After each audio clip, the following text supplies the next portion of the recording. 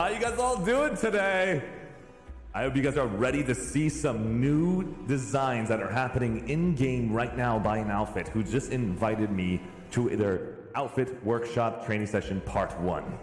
We're about to check out Bushido way teaching the L way, learning the way of the Bushido way. I hope you guys are ready to check that out. I'm currently in training as well. I'm gonna learn everything I can from the L way. Hopefully I don't get kicked out in the middle of this. And I hope you guys are ready to see what L-Way and B-Way together has to offer to all of you who are currently watching. Thanks, guys, for being positive and respectful and family-friendly. Before we begin, I'm going to go ahead and do the whole spiel. We're going to go ahead and pull this up. And today, we're going to pay attention to how TTB Shades and you, Madman, from B-Way is going to help us and Dudisfludis. And I believe there's more coaches and trainers out there. I apologize, I didn't name all their names out there. We're going to see how we can get involved with them and learn the ways that they actually handle this game. And I hope you guys who don't know them already are in for a good treat. Who do know them already and have been shot by them many times on Emerald server are going to understand why. So tell me, who's in charge tonight? What are we looking forward to? And I'm so brand new to this as far as what this training has to offer. Do you want to give us a nutshell as far as what part 1's about, and then what should we look forward to with part 2 and part 3 before we begin? Gotcha. So Arshee, this is Shades speaking. Ladies and gentlemen, that's Defensive Shades, TTP Shades from Emerald VS. If you have not been shot by him yet, you will soon. Continue. So we'll be actually going over just like basic stuff tonight for the most part. So like setting sensitivities, how to crouch properly, how to do the AD movement, which a lot of people like start learning off. That's the first thing they would do when starting the game. And then just a couple other basic things like just like working with a partner or what you call a battle buddy. And then 2 advanced topics, although a lot of people have been teaching it like frequently, like the theorem shuffle and just a little bit about client side. And we'll have instructors throughout the night tonight go through many of these things with me. But we'll definitely start off with just those overviews I just mentioned first. Sounds good. Sounds good. You just said there's a shuffle. Are we going to all be dancing tonight? Yeah, there will be a dance class in the middle of this training session. I'm presenting right now with my camo. Go ahead and basically continue. I'm sorry. And then, so Shades, I'm just going to basically be a trainee. I'm just going to follow what you have to say. I might ask questions here and there. And let's see how far we can get in as far as anybody who understands. What is the level of understanding players need to have to be a part of workshop training part 1? Honestly, all they would really need, because this is like our first training session, would just download the game and then figure out your mouse sensitivities, which is usually the first thing people do, and just figure out your settings, which is like the second thing people do. So downloading the game is probably the first part, and then actually playing it. Awesome.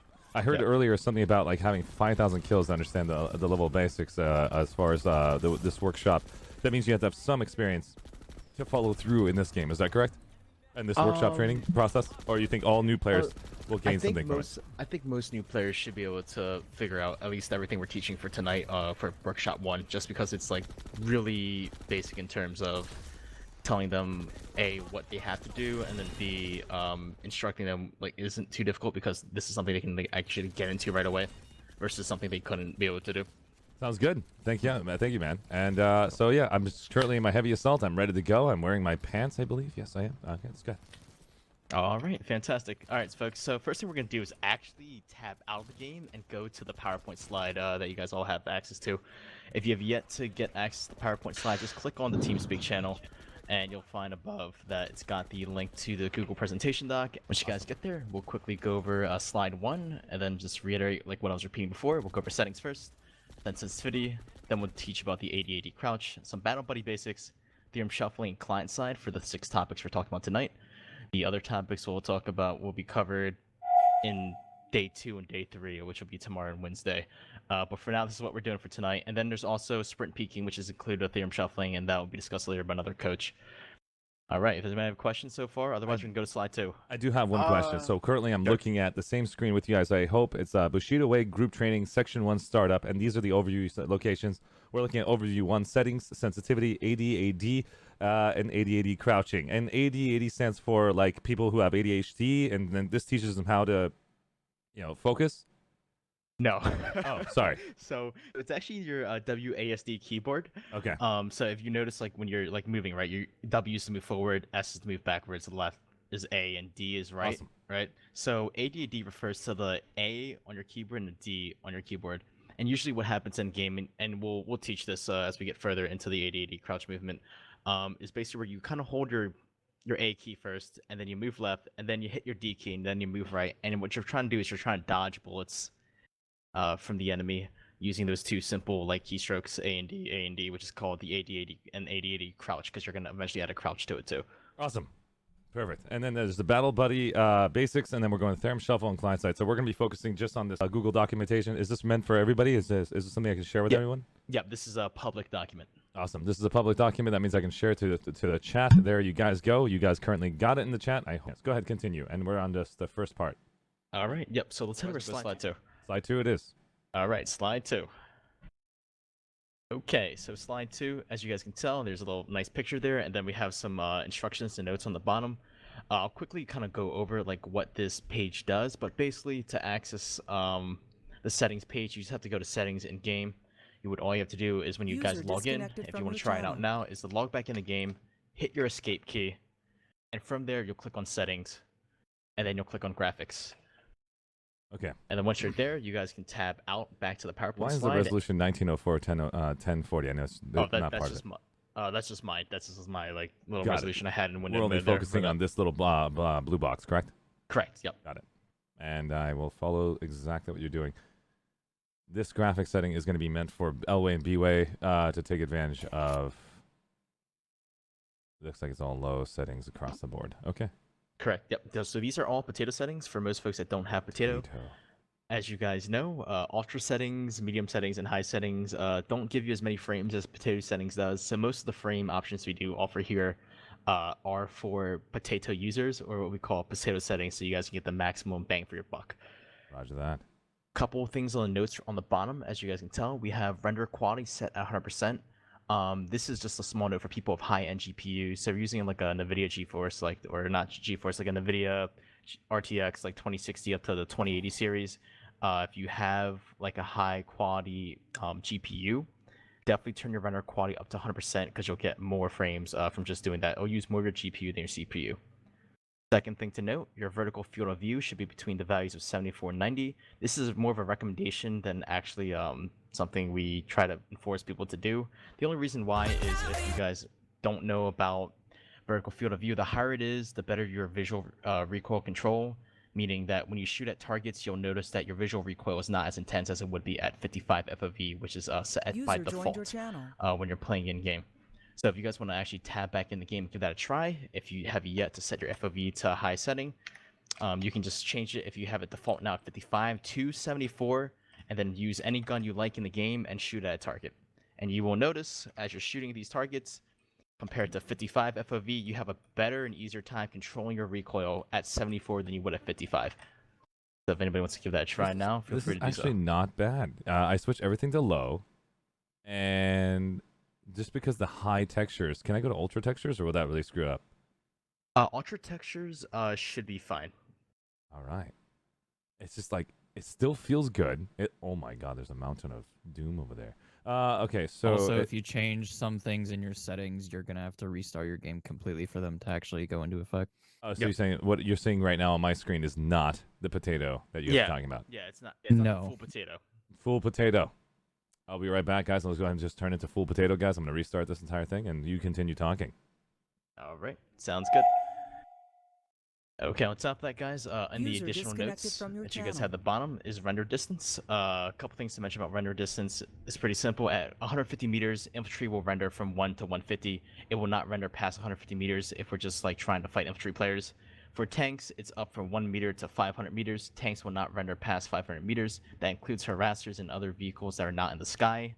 And then for in the sky, so like, you know, your galaxies, your reavers, everything in the air, that will render up to 2,000 meters, but not past that. So, depending on like what type of player you are, if you are an infantry player, our recommendation is usually set it to like 150 for maximum frames. If you want a little bit more, you can set to 500 so you can see tanks. And if you're like, you know, a pilot, then obviously like you might need more than 2,000, and some pilots have recommended over 2,000 is fine, although some stick at 2,000. Is that correct? If I can ask my pilots that? Yep. Okay. Infantry ESFs, you lose render at 1,000 if you're in an ESF. So it's different than infantry can see ESFs, Spartans and ESFs can see other ESFs. Okay. All right. So just to clarify, you're saying that if you're in an ESF, you can see up to 1,000 meters, correct? You can see as far, but as far as when they render in. Okay, It's which different. is 1,000. Okay, gotcha. So they render for infantry faster than they render for each other. Okay. All right. I'm so confused what just happened right now. So I Yeah, just restarted the it's whole dumb. client, and it feels like it got darker. I know I can turn up my brightness. Is this what potato looks like on your screens, guys? Yes, it is. Yep. That is potato. Damn. That's You lose a lot There's of like the- 3 potatoes. A lot right more here. frames. You lose a lot of the haze and a lot of the the ambient occlusion and Mhm. effects, so that's the reason the game looks a little bit darker. You have less bloom and glow.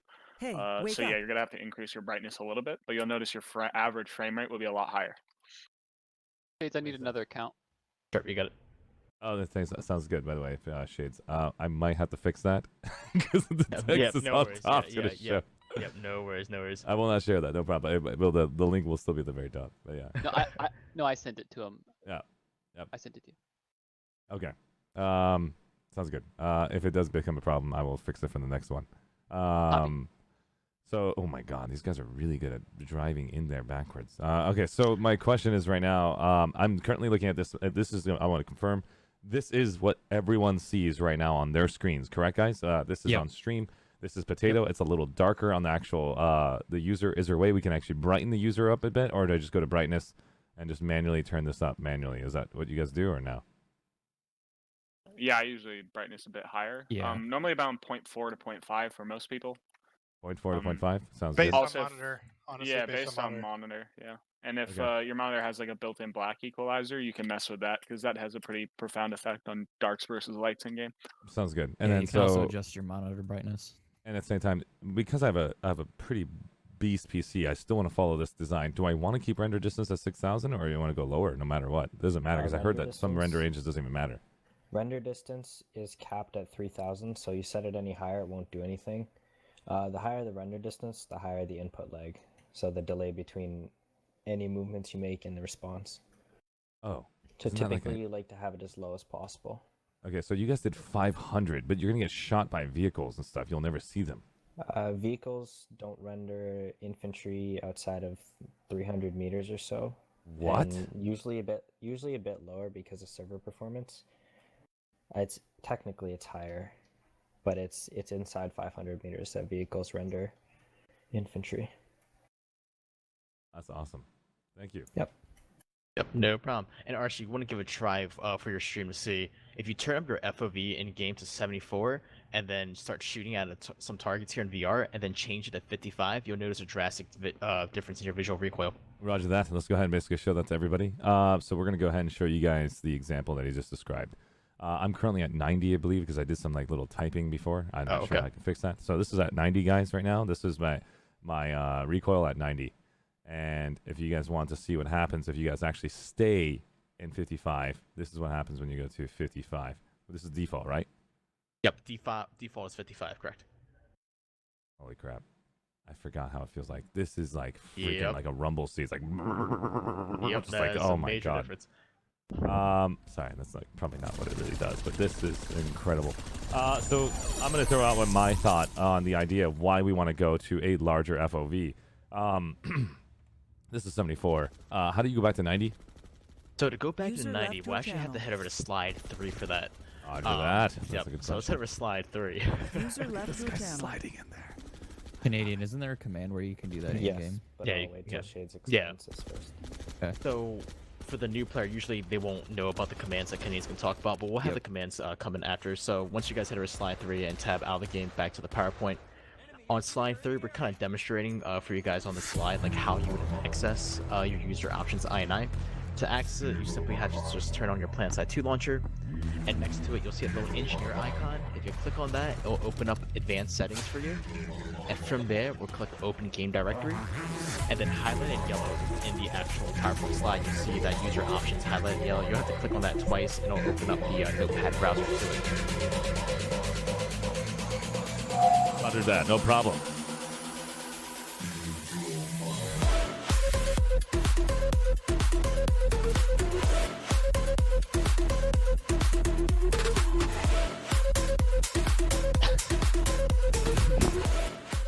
then once you guys get there on the notepad, you'll notice that the user options I has a whole bunch of settings available to you guys. The ones that we really want to look at and focus on are the ones on slide 4. So to kind of like, if you have 2 monitor screen, move slide 4 over to your left monitor, and if you don't, you know, just kind of tab in and out as you're doing it. And you can bring up your notepad, and then you can bring up the actual user options on this slide. Got it. So one of the problems I'm facing right now is I can't find that user INI location because I don't have the Planet Side 2 opening that you have. User INI is going to be a user options thing. You can open the launcher again, and then you can click on the gear. Yeah, push stop and open up again? Yep, you can do that. I can push stop. It's not going to ruin the game. Nope. It won't actually. Oh, you're running on the Planet Side 2 launcher. Steam, yeah. Okay. Steam. You can actually access it from the Steam browser. If it screws up, we'll figure it out. We'll see. Oh God. No. Okay. It's gone. It's okay. I'm sorry, guys. So you guys have to load this up if you're on from the Steam launcher. Make sure you guys have this available for you guys before. So we're gonna open this up, and sorry about that earlier. I just got raided by Mayan. Mayan, I love you. Thank you so much for the raid. I was trying to be as silent as I can. I was like, what do I do? It's like we're gonna do a silent version of my shots. Okay, that was awesome. Thank you so much. So we got some new faces here. Thank you guys so much for stopping by. This is workshop training part 1, which is probably going to take a lot longer than the average timing that they actually take. It's all my fault, 100%. And so I'm here right now in the advanced tools. And where do I go from here? So we'll click on the enter icon to open up advanced tools. From there, we'll click on open game directory, and then you're going to look for a file called user options within that directory you just opened up. User options.ini. Yep, correct. Okay, then what do I do Scroll from to here? the bottom. Yep. And from there, once you open that up, it will open up a little notepad. Okay, so I'm going to open with Notepad. I hope you guys are watching. This is exactly how you pull this off. You open with Notepad because it might be opening up with a different one. Oh, crap. So we can actually add some cheat codes. Oh, this is great. What? BWAE.exe. You just heard it live! I'm just kidding. Go ahead, continue. All right. So with that said, now that we have access to user options INI, if you guys want to tab back to our PowerPoint slides under slide 4. Slide 4 from this location. Roger that. Slide 4. There's an yeah. So as you guys can tell, like on this like little slide set, it kind of gives you exactly what you're supposed to be looking at. So to verify you're looking at the correct settings, or at least the correct pad, you'll see on top of the actual slide image says user options - notepad. So if you open that up, you know you're in the right place since the slide does, verify that. With that said, on the right of the notes that are in the slide set itself, highlight and yellow are the most important values to change. The ones not highlighted, we changed in game already. You do not have to check read only since DX11 will save whatever you input into the system. What's that is actually referencing is if you right click and do read only for your actual profile, it will save the settings you have, but it's really not necessary if you're changing the game inside and out of it for the most part. However, 2 things to definitely mention that I don't think a lot of players have been like kind of keying into is like the newest set of INI changes. You can go full potato. 2 of those changes are particle LD set to 4 for an increase in frames. Apparently, by setting this to 4, we're like not really disabling particles, but giving us a chance to actually get more frames by changing that setting to 4 than using 1, 2, or 3, which is low, medium, and high. In addition to that, there's also make sure particle distance set to 0.00. That is below the particle distance LD equals 4 or LD equals 0, depending on whatever you have in your user options right now. And you can change that as well to 0.00. Traditionally, nobody asks questions during this phase. Everybody knows what they're doing. I'm the only ignorant one here. There's people usually ask questions. I'm like, so, holy! You're definitely, yeah. I'm like, nobody's asking a question. Like, shot. come on, somebody else. Tell me you guys are having your mind blown by this. If not, then I'm the only one. I'm so sorry, guys. Yep, no worries at all. So particle distance, I'm looking at, there's some info you have that I don't have. Particle distance scale 0.001. I don't even have it in this list. I don't even have smoothing. How do you have all these other ones? Right, so some of these settings, they actually came from like old i9s that people have been using to trigger, to trigger the They're actual. no longer here anymore. Got it. So what you see on your I should not be copying that and putting in my thing and screwing everything up. Okay. Yes, because it could actually ruin performance. Yeah, I can totally see that's not happen. So my next question would be, so right now I did 350, I did field of view 85. Can I go back to 90, or is that 90 a bad idea? You can No go back whisper to 90. target That's just found. like that's not like exact settings you should be using for like for video. That's like personal preference type settings. So The you have ones you maximum really want to frames work per on. second 250. That doesn't mean anything because the monitors can't go past 240. Is that correct? Repeat that one more time, Arshee. Maximum FPS is equal to 250. There's no monitor that can go past 240. Does that even matter if it's 250? Is that like It does make a difference. for putting It's at just- 250 versus 240? I just know. I mean, like I'm putting 250. Oh, I mean, it makes difference to have more FPS than your monitor can display because it'll still affect how you perceive it. Really? When you feel it through the snappiness of your movements, even if you had Can I say, put a 60 1,000 then? Does FPS it matter? monitor. Like, does it matter if it? Well, I mean, that feeling will go away once the FPS drops. So I would just create a more consistent feeling. Makes total sense. Okay. Yeah. I'm like I'm being like a Jaeger god right now, guys. The great ones. Like Arshee's I9 hacking. That's what I'm talking about. The great one. Let's continue moving forward. So I have 250. I'm gonna leave it there. I have 350 render distance. I'm just amazed that you guys do 350. That means you guys ignore vehicles. It seems like it, right? No, vehicles still draw within We'll 300. we'll still fight vehicles. It's just we're trying to like negate having to spend more frames on things we don't really need, and depending on like the actual engagement, right? So like more Right. times than not, like infantry players will be inside of buildings, or like doing close quarter combats with other infantry players. When we have to kill tanks, they're usually like pretty close to us, and they do snipe you far away. I mean, like you're already dead, right? So like forget it. We're not gonna go chase a tank from a billion meters away, but they're up close. We have enough render distance to combat them. Makes total sense. Yep. And then with that said, I don't know if you actually checked your TeamSpeak yet, Arshee, but I No. did send you a paste bin that's linked to you directly. That you can give to your viewers. That's the latest i9 that we have available for people who want to go full potato. And this one has So more... pastebin.com X2 that one, right? I'm gonna share that to everyone. Okay, That's there you the go, one. guys. Yep. That's the I9 location that you guys can take advantage of for yourselves, guys. And thank you so much, Shades, for basically letting them know that you guys are also welcoming the chat. Continue. All right. No problem. Okay, so with that said, that's kind of like our little quick guide to INI settings. If you guys want, please hit our slide 5, and we'll have Canadian instruct the slide. Awesome. Okie dokie. So I'm currently done so- with this. I'm going to push Control S, right? I'm going to use our options. I'm saving this. Yep. Okay, there's nothing else to do on this part. Perfect. I'm going to number 5. Okie dokie. Shades has conscripted me to do the sensitivity part. Keyword, I'm being held against my will. Sensitivity is actually, honestly, probably one of the more straightforward things. The only thing that messes this up is the judgment of the user, because when you get more experience, you can tell what sensitivity works better for you. But generally, you want a sensitivity that is 1 above 0.1 for any of the sliders, because in game, when you get to lower FPS, you're actually going to be getting weird issues with your sensitivity and how it slows down when you get on lower FPS. I don't know the exact reason, but you should try and make sure that you have your sensitivity above 0.1 rather than underneath.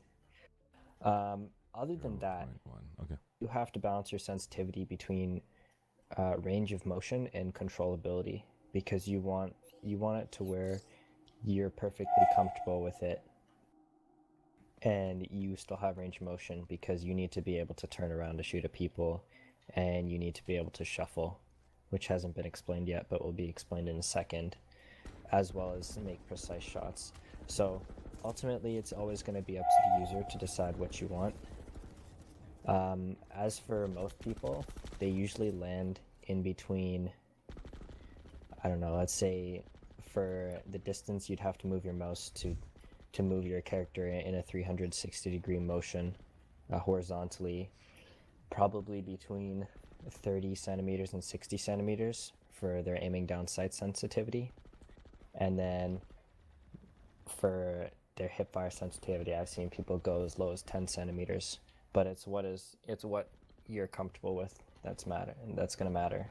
So I'm currently looking at mouse sensitivity, and I have at 0.116. And this is my knowledge as far as what the mouse sensitivity is like. Somebody told me to basically identify 6 inches on your mouse pad and try to scroll across 6 inches with a wrist movement to create a 180 arc. Is that correct? Is that something that you guys actually follow, or something different? There's really no set rule.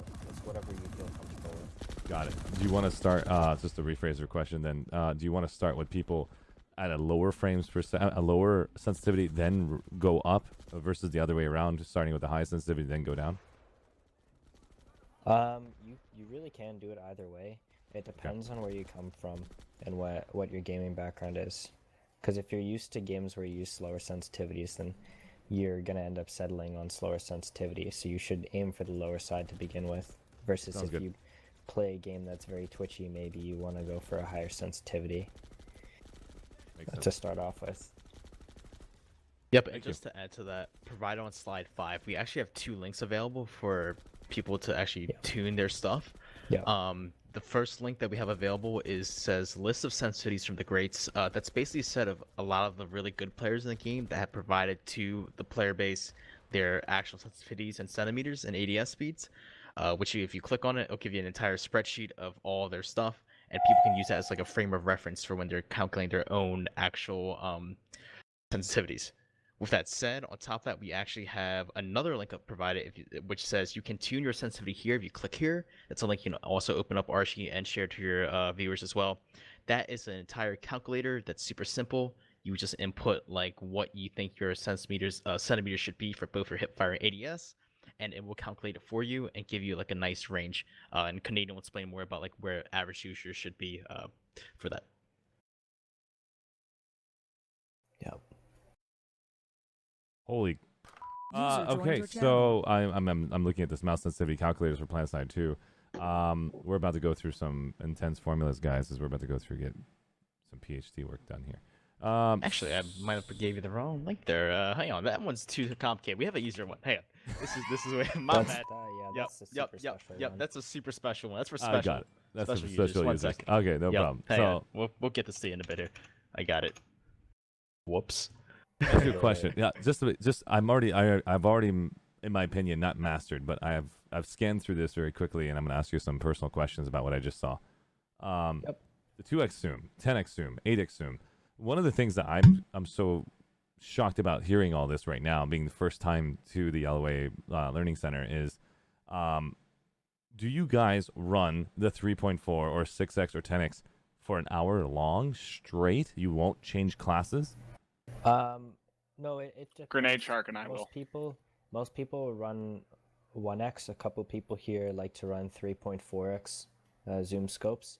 If you're a sniper, almost all actually just use the 4x because they're using the close range bolt action that only has access to up to 4x. And just to clear up some confusion, iron sights are a different zoom, and then the 1x's are actually showing up as 1.35 in the sensitivity calculator. So if anybody had any confusion about that, that's the actual zoom of the 1x sights, but they're just called the 1x. So you would use this calculator to configure each sensitivity for the type of scope you like, because 1.35 and 2x zooms both share the same sensitivity, and likewise everything above 3.4 and above is sharing scope sensitivity, you can see. So you configure it for just one of the options and then try and roll with that, and you'd have to adjust the other because you can't configure for every scope individually in this game. Makes sense. And All right, so like, my last question would be like, do you actually go ahead and use these objects and switch scope settings in time? Like, how does that work? How does a switch happen? And I'm in a tech plant, and I'm gonna go to 1.35 zoom, but my sensitivity settings is 0.45. I'm now trying to change it down to 0.24. Do you physically? How do you do it quick enough? For me, it's either 1x or 3.4 zoom. Okay. And did you change this scope sensitivity at all? Live play. On live play, no. So you keep one sensitivity, you enjoy the rest of the duration, and you just adjust this for one-time use. This isn't like, hey man, you're already on this base, you just use this vehicle, now we're gonna switch. Yeah, no, this is just stuff to set up for general live play that you can use all the time. Thank you. I should have asked that question. That's all I needed. Continue. You guys all heard him. So I was like, holy crap, you guys are amazing. If you guys are switching on the spot, I'm like, Continue. All right, so Arshee, we actually fixed the link, so I just sent it over to your TeamSpeak again. That's the correct mouse sensitivity guide that we have for people to like correct their sensitivities. Super simple calculator, not like the one you just saw. That's for, like I said, for more advanced users. So the one that you'll bring up now is extremely easy to access, and for the folks that need Can it I in share TeamSpeak, this? yeah, you may. Yep. And for folks that need it as well, I'm putting in TeamSpeak for you guys as well. It's ps2sense.oowebhostapp.com. Wow. For simple calculator, and really the two that people really want to focus on would be the first one that's already set by default, which is centimeters and mouse sensitivity hipfire. That's already enabled for you by default, and all you have to do is just input like the sensitivity you think you want to be at and the current DPI of your mouse, and it will give you the distance for where you should be. And then as Canadian, can kind of go further about that in a super simple like short explanation. Good luck. Sorry, repeat that, Shades. Explain to them like how you would use this calculator. Okay. So, specifically if a mouse that's more tailored towards gaming, it should have a dots per inch that you can check in the mouse software or somewhere on the box. If not, you can just search up the model of your mouse and you can figure it out. And then you'd use either the desired distance or the sensitivity to determine distance, and you could use either or to determine what your sensitivity already is or what you want it to be. Roger that. I'm just going to And show my then- sensitivity to everybody right now. I have to switch Yeah. the screen. So this is an example of what's happening with my sensitivity. If you guys want to try to just fix my sensitivity for your training purposes, my mouse is located there. That's the Corsair that I'm using. I'm not sponsored by Corsair, guys. Just letting you know. This is the DPI I have on the red marker, and I'm currently in the red setting right now for 800. And then if I go to the white setting, I've got 1,600. You'll see that arrow's moving whenever I click on it. The mouse is here. The mouse is here, guys, and I'm actually clicking on this to change the color, physically changing that color to different sensitivities. And so I stick to 800 for shooters, or I basically go to 1,600 sometimes because of some reasons. I don't know why. So it's 800. That's the number. We go to DPI 800, correct? Yep, that's what And you input. And then so that's where we input DPI. And then, so this is for sensitivity or hip fire, I guess. Is this what we want to focus on? Yeah, we're gonna focus on hipfire first. That's usually the first one people want to hang with, and then the second one will be aim sensitivity. But we can calculate that after you want to. I guess you can put in your current mouse sensitivity in there, and then we can show the viewers. Do I what put this you're one actually down, or do I do sending. aim sensitivity? Mouse sensitivity is hipfire. Okay, great. I might need to fix my That'd be green the screen 0 camera. point. Yep. Thank you for that. No worries. Did it fall backwards? Hold on. All right, I think I need to zoom in. I have a sensitivity question. Sure. How often do you clean your trackball? As often as possible. Okay. I'd like to be, Yeah, precise. You don't want to. Your trackball? Yeah. You guys have a trackball still? No. Old fashioned. Oh my So this- god! I was this like, if you website- had a trackball still, sir, and you're hitting a 2.0 KDR, you are unreal. That thing like skips all day. It's got dust all over it. I literally checked behind underneath That's it. real Bushido. Scared the crap out of me. I was like, you guys are using trackballs? I was like, that's why they're we killing told you. about BWAE on DXC, did we not? I was like, That's true. I was like, Yeah. what? So this is the 0.11 sensitivity for the mouse sensitivity, not the aim sights, right? This is what we're looking at.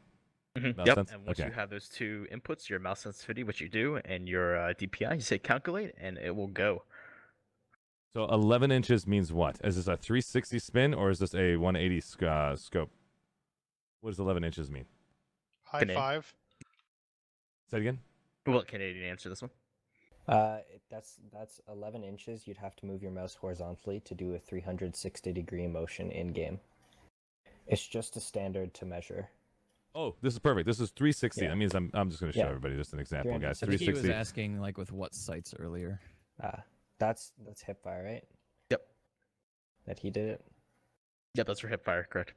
Wow, Yeah. it is actually And 12 the- inches. It literally, I mean, I'm literally looking at my mouse pad right now. I'm actually moving it to the left, Mhm. and I'm moving it across perfectly, and that's unbelievable. Well done. This is actually super spot accurate. And is this traditional? What you guys want people to have in your outfit to be around 11 for this, or do you want me lower or higher? Based on your notes, I guess. That's I should about know. that's about 30 centimeters. And it should be between, and Canadian can correct me, between 30 and 40. This is 28. Yeah, I've seen Between 30 I've and seen 40. So I need 30, to reduce 50 it then. or 60. For hipfire, most people hover between 20 and 50. There's a pretty wide range. I'm just gonna For follow aim yours. down I'm- sights, I'm at most 30, people go so- between 50 and 80. I'm gonna just 28, copy 28 exactly what you centimeters guys for have. hip fire. Scope Arshee is 120s. actually not bad at all. I'm just gonna Um, follow you guys down to T. It might as well. It's No 129. whisper Keep target in mind found. that those sensitivities probably are with a different DPI on your mouse. No whisper Oh, target what's the found. DPI on the mouse? I'll No change whisper that as well. target found. No whisper Dots per target inch. found. No whisper target I found. gotta No, get he, rid of that no, whisper no, he group. was asking what the DPI is. Oh, on this I don't know. I It's- believe the one is 8. It's actually 800, the same one you have, Yeah. Arshee. Yep. Yep. Roger that. Let Okay. me, just Yeah, get rid of this everything's whisper tailored group. by 800 DPI for most people. Do you guys know how to turn off whisper groups? So that way it doesn't keep freaking out. Yeah, there is a way. Hold on. I'll send you a screenshot. Okay, thank you, man. Hey Arshee. I literally pushed numlock 9. It's like, no whisper target found. No whisper. No whisper. No whisper. No whisper. No whisper. Like, I swear to. It says it one more time. Okay, I think I fixed it. No whisper target found. found. I'm just gonna delete it. That's fine. Delete. Not like I've been pushing numlock 9 majority of my entire life here. There we go. I'm just removing both of them. I'll just make a new one whisper groups later. Okay. Sorry about that, guys. This is all these technical difficulties. All right, so it's basically 0.07. I have that set up. 0.129 and 0.098. And I followed you guys perfectly. Okay. My next question is, what's your DPI on your mouse? For me, it's 800. Okay. Yeah, I think 800 most as of well. us are at Yep, 800. 800. Yep. 800. I think people Perfect. So I should go be multiples of exact where you 400. guys are at now then. 0.07. And let's go to the calculator one more time. Just to make sure we're on the same page. If I can find that calculator. And there it is. Okay, so we're just going to go 0.07. And calculate for inches. I'm at 40 centimeters. Oh my god. This is your mouse sense. Since I think it's actually in centimeters. And 15 inches is the mouse sense, correct? Seems right on target. Yep. Holy crap. You guys play like this. Oh my god. And that's that's arm most- aim. A lot of arm aim. Yeah, Arm that's most aiming. like really good players in the game. They try to go for the what you call, I guess, the arm aim. But yeah, like as Shikane said, generally I gotta speaking, move about everything 20, out of 60 my way. meters. Get out of my way. You get out of my way. Yeah. Oh my god. This man just evicted his cat from his desk. I literally had to move all. You need to move. Oh my god. This got to move. All right. You guys making me serious. Okay, I'm ready now. All right. Incredible. So that is like for the most part like a demonstration on the hipfire side. You can also do the same for your aim sensitivity as well, which is usually recommended for aiming down sights. Canadian would say about, I would say, what, 40-60 centimeters, correct, for aim ADS? Yep. What are you looking for? You can go anywhere from 30 to 60. I know Zaros runs 1-to-1. Some players run the same sensitivity, distance-wise, for their hip fire and their aiming down sights. And then other people just choose to do whatever's comfortable. If I'm following your regime on this this 0.098, is this literally what you guys User want us to be joined your at? channel. No, Or does it's this need to be just updated? No, Updated. it's just an example. Yeah, that was just an example page. What is your using right now? I'm gonna be mimicking this shades level. Yeah, shades. So you can tell me what you're at right now. Yeah, so for mine, actually, if we go into the calculator, I actually pull it up because I forget what mine's actually at right now. I can tell you mine, Arshee. I think I'm pretty similar to shades. Mine's super easy. It's just 0.1, 0.1. 0.1, Yeah, 0.1. Yeah, 0.1, 0.100. 0.1 at 800 DPI. It's the same. It's the same. And mouse sensitivity 0.1. Yeah, mouse sensitivity 0.1, ADS sensitivity 0.1. And Yep. what's the other That'll sensitivity? give You you- said? VS sensitivity. The ADS, aiming- sensitivity. aiming Yep, scope. aimed mouse sensitivity. I'm the mouse sensitivity. Okay, perfect. And then mouse sensitivity is 1, and then there's one more 0.1 you Yep. said. Gunner mouse sensitivity. Which one is it? Scope. It was just those two. Just those two, yeah. Scope, Yeah. yes. Scoped, I run. I don't even know what I run for scoped. I haven't looked at it in years. Let's see. So his hip fire is actually like right on like the line in Yeah. terms of where it should be in centimeters. The ADS Yeah. is just a little bit higher than the usual like 40 to 60 recommendation, but he's Yeah. still within the same ranges. So 0.100 to 0.100 is sometimes what we offer, like tell Yeah. people who are like new to FPS games to kind of start out with, and then they can Yeah, work their way and up if you or wanna- down, depending on like how they're feeling with their mouse and how their arm is, moving. It's an easy number to tell somebody to type in, and then you can make tiny adjustments up or down from there. And it's just like, all right, start at point one, and you can be like, okay, do I need to go up or down? And you'll know. This is unbelievable. You just blew my mind. Okay, please continue. I'm sorry for holding you guys back. I'm All right, no worries, freaking no out worries at all. internally. My entire game style has changed. So I see there's a viewer here that asked us the question: do you have wrist aimers in your outfit, or is everyone an arm aimer? I believe we have a couple wrist aimers. Some people like won't follow our recommendations to the T, and that's fine. Like for some people, they prefer the wrist, and if that's the case, then you would drop your centimeters, or like you increase your centimeters a little bit on both your ADS and your hipfire, which is fine. It's like y'all user preference. Again, these are just recommendations for people to kind of start off, especially if you're new to the FPS game, and just trying to figure out like where you need to go. If you come from like a League of Legends or a MOBA where you play a rather high sensitivity, like to constantly move around the screen, like making that transition to a really low first-person shooter sense is pretty hard. So a lot of people stay at a high sense. You can also incorporate kind of both, where aim, and then if you getting on target or something like that, you can use your arm. I'm just gonna try to use my hands to express the feeling I'm having right now. I'm gonna hold the mouse up in the air, and my wrist is basically current. I used to do this a lot, and that's the way I used to aim because my mouse sensitivity was extremely high. Now I'm physically doing this and this. This thing's not moving. Is that the way I'm supposed to do this? Yeah, I think that's what a lot of us do. Like for the larger movements, like actually changing direction, like your wrist is off the mouse pad and you're moving your arm entirely. And then when you actually ADS and you're trying to compensate for recoil, like instead of using all those tiny muscles in your hand to try to recreate that motion of compensating for recoil consistently over and over again, User like having to disconnected pull from the your mouse channel. a slightly larger distance will let you do it more consistently. Dude, it's already made my arm turn into a arm movement versus a wrist movement. Yep, yeah, it's a pretty big change. That's the main reason we're in VR training. So you can try to shoot some of the dummies. Yeah. And you'll notice, like going in between them, it'll be a little bit easier ADS. And then if you have to actually change direction, like it does take a bit to get used to. Yeah. And not only that, do you actually put your actual like this part of your arm on an armrest, or do you actually want to not use an armrest? That's all personal preference. Because I'm using the armrest is here, and this arm goes like this. So I just want to show you guys. I know it sounds ridiculous, but I just want to make sure we're on the same page. This is what I'm I currently know a doing lot now. of people. Yeah, a lot of people have armrests like that. I think a lot of us came from like a more Counter-Strike thing. So like our arm, that part of our arm is on the desk, and our mouse pad is just slightly higher on the desk. Like our mouse is all the way up at the top of our mouse pad. Also, Arshee, all of us have like really nice gaming chairs. Oh yeah, I chair. have a gaming chair.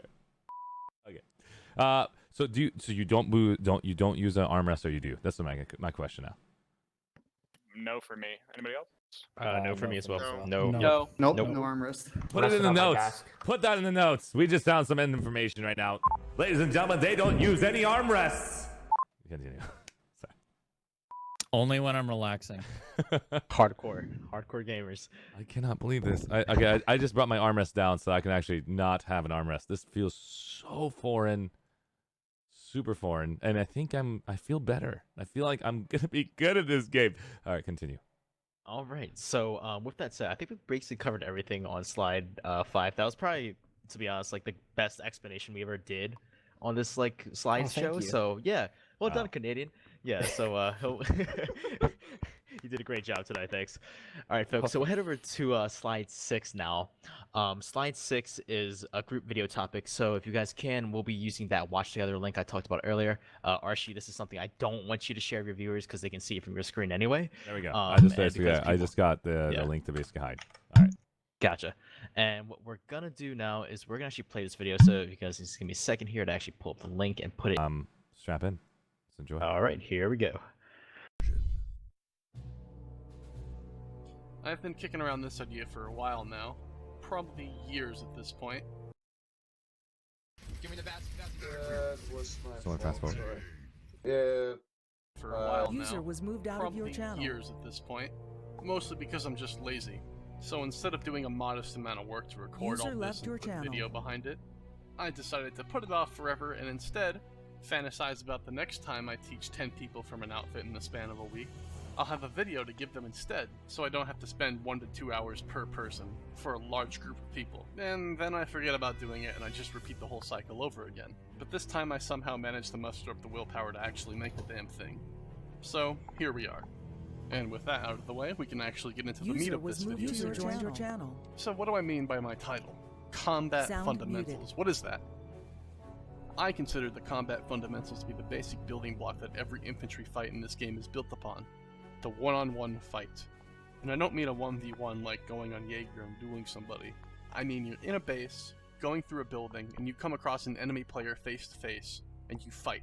No running, just a fight, right then and there. The things you employ in that fight are what I consider to be the basic combat fundamentals. Aim and movement. Now of course PlanetSide's a very large-scale game, and the one-on-one fight is not the be-all end-all, but it is the most basic form of infantry combat you can participate in, and the skills you employ to win in that situation are the ones that are going to help you win in pretty much every other infantry fight. If you're the type of player who thinks their personal performance doesn't matter much because you're part of a team, rather than fighting for yourself, imagine if you will, your entire squad has a good grasp of the basic combat fundamentals. Everybody knows how to strafe properly, everyone knows how to burst, everybody has a good sensitivity, and suddenly you're a much bigger threat, even against players who have 6,000 hours and can play the game with their monitor off. No matter how good someone is at this game, they still die in the same amount of headshots as everyone else. Of course, you're still going to be at a disadvantage fighting one of these highly skilled players. They have more awareness than you, they have more experience than you, they have more game knowledge than you, and at times, it can seem insurmountable. But once you get a grasp on the basic fundamentals, and you run into them in a head-on Sound fight, resumed. that player doesn't seem so invulnerable anymore. And that's what the fundamentals are about. Closing that gap. And once you learn those, you're in good shape to figure out everything else that can move you ahead of the competition. So, let's get started. When we talk about fundamentals, movement is probably the easiest of these to learn. However, that does not make it any less important. In fact, one could argue that it is the most important. Think about this. Most automatic weapons in this game can kill you in under half a second if all the shots land on your head. Now consider that you're only human with a human reaction time, which is average around 200 milliseconds. And on top of that, you have to deal with latency. Not only yours, but your opponent's as well.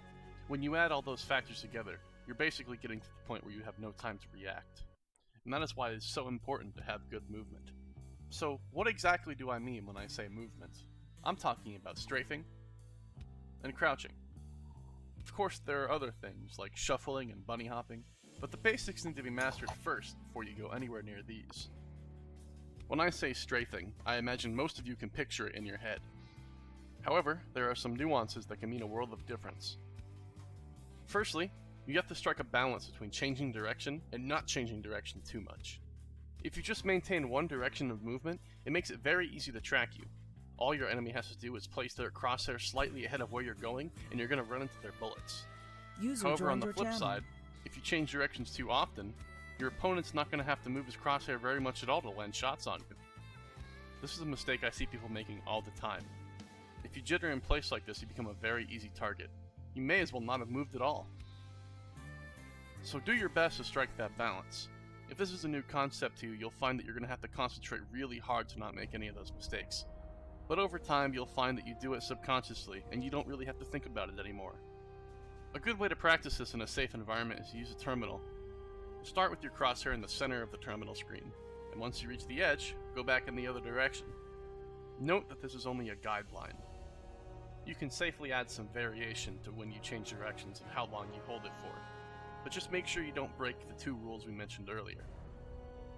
On top of striking that balance, there's also a couple other things you need to watch out for. We'll start with one of the worst mistakes you could possibly make. Jumping. Now don't get me wrong, there are some times when you need to jump, but when you're strafing, there is never a time when you need to jump. Okay. There are 3 reasons why this will screw you over. First of all, you can't aim. When you jump, you lose the ability to aim down sights. On top of that, when you jump, your cone of fire expands. And not only your hipfire cone of fire either, but your aimed cone of fire as well. You might be thinking, well, when you jump you can't aim down sights anyway, so why does that matter? Well, when you hit the ground, your cone does not reset immediately either. And if you hit the ground and immediately start firing, you're going to have a cone of fire as if you were in the air the entire time until you stop. This, obviously, is something you do not want to happen. Thirdly, when you jump, you have no control of your direction of movement once you leave the ground. Meaning, you can't dodge, you can't do anything until you hit the ground again. If someone's trying to shoot at you and you're in midair, you are a very predictable target. Another thing to watch out for is hitting W or S while strafing. If during your strafe you start moving closer or away from your opponent, you become an easier target to hit. What matters is that you're moving parallel to them, so make sure you never hit W or S while strafing. If you need to move closer or move away, stop strafing and just sprint. Now that strafing is out of the way, let's move on to crouching. But before we do, I would like to emphasize that the only thing worse than not crouching is crouching improperly. If you're just now learning to strafe correctly, I would forego crouching until you master that. So, crouching is a widely misunderstood thing, and for one very simple reason. What you see on your screen is very different from what the enemy sees on their screen when you crouch. Here's an example. Right now I am tapping my crouch button, just a light tap. On my screen it looks like I'm barely moving, but on my enemy's screen, my entire upper body is ducking down for a split second. If you have played this game for any length of time, you've undoubtedly seen that split second crouch before. And that's all it takes to achieve that, just tapping the crouch button. That type of crouch can only be done if you use normal crouch, however, not toggle crouch. So for that reason, it's better to use hold crouch rather than toggle. But why exactly crouch like this? And the reason is simple. When you crouch, you slow down, and you don't want to do that. You want to be as fast as possible, whenever possible. So now that we're using hold crouch, how do we use it in a fight? And it's pretty simple. Every once in a while you're strafing, just tap your crouch button. No more, no less. Be careful though, you don't want to spam crouch because that'll just make you an easier target. Like I said before, the only thing worse than not crouching at all is doing it poorly, so be careful with how many times you use it. There is an exception to this rule of not spamming or holding crouch, however. And that is when you're using the implant cat-like, which reduces the move speed penalty for crouching, in combination with weapons with a 0.75 movement multiplier, like an NS-15 or a pistol. When you combine these two things, spamming crouch and holding crouch become less of a disadvantage and more of another tool in your arsenal. But I would caution you to hold off on using strategies like that until you have a mastery over the basic fundamentals. And that's all there is when it comes to movement fundamentals. Check out the next video in the series where we talk about aim and your sensitivity settings. Unbelievable, guys. So All cat-like. right. Nobody's told me about cat-like. I mean, I know Yeah. mine's like meow, like sitting over there. This is like meow. What is happening with cat-like? Did you guys see that? I hope you guys saw the same video as me. Yep, yeah, it's the same video. So okay, yeah, thank cat God. like as Conflict explained, it allows you to like have a smoother crouch, so you can add when you're crouching, you'll move like at a faster speed than you would if you didn't have cat like installed, like with as long as you have a 0.75 ADS gun, which would be in this case for a heavy assault NS-15.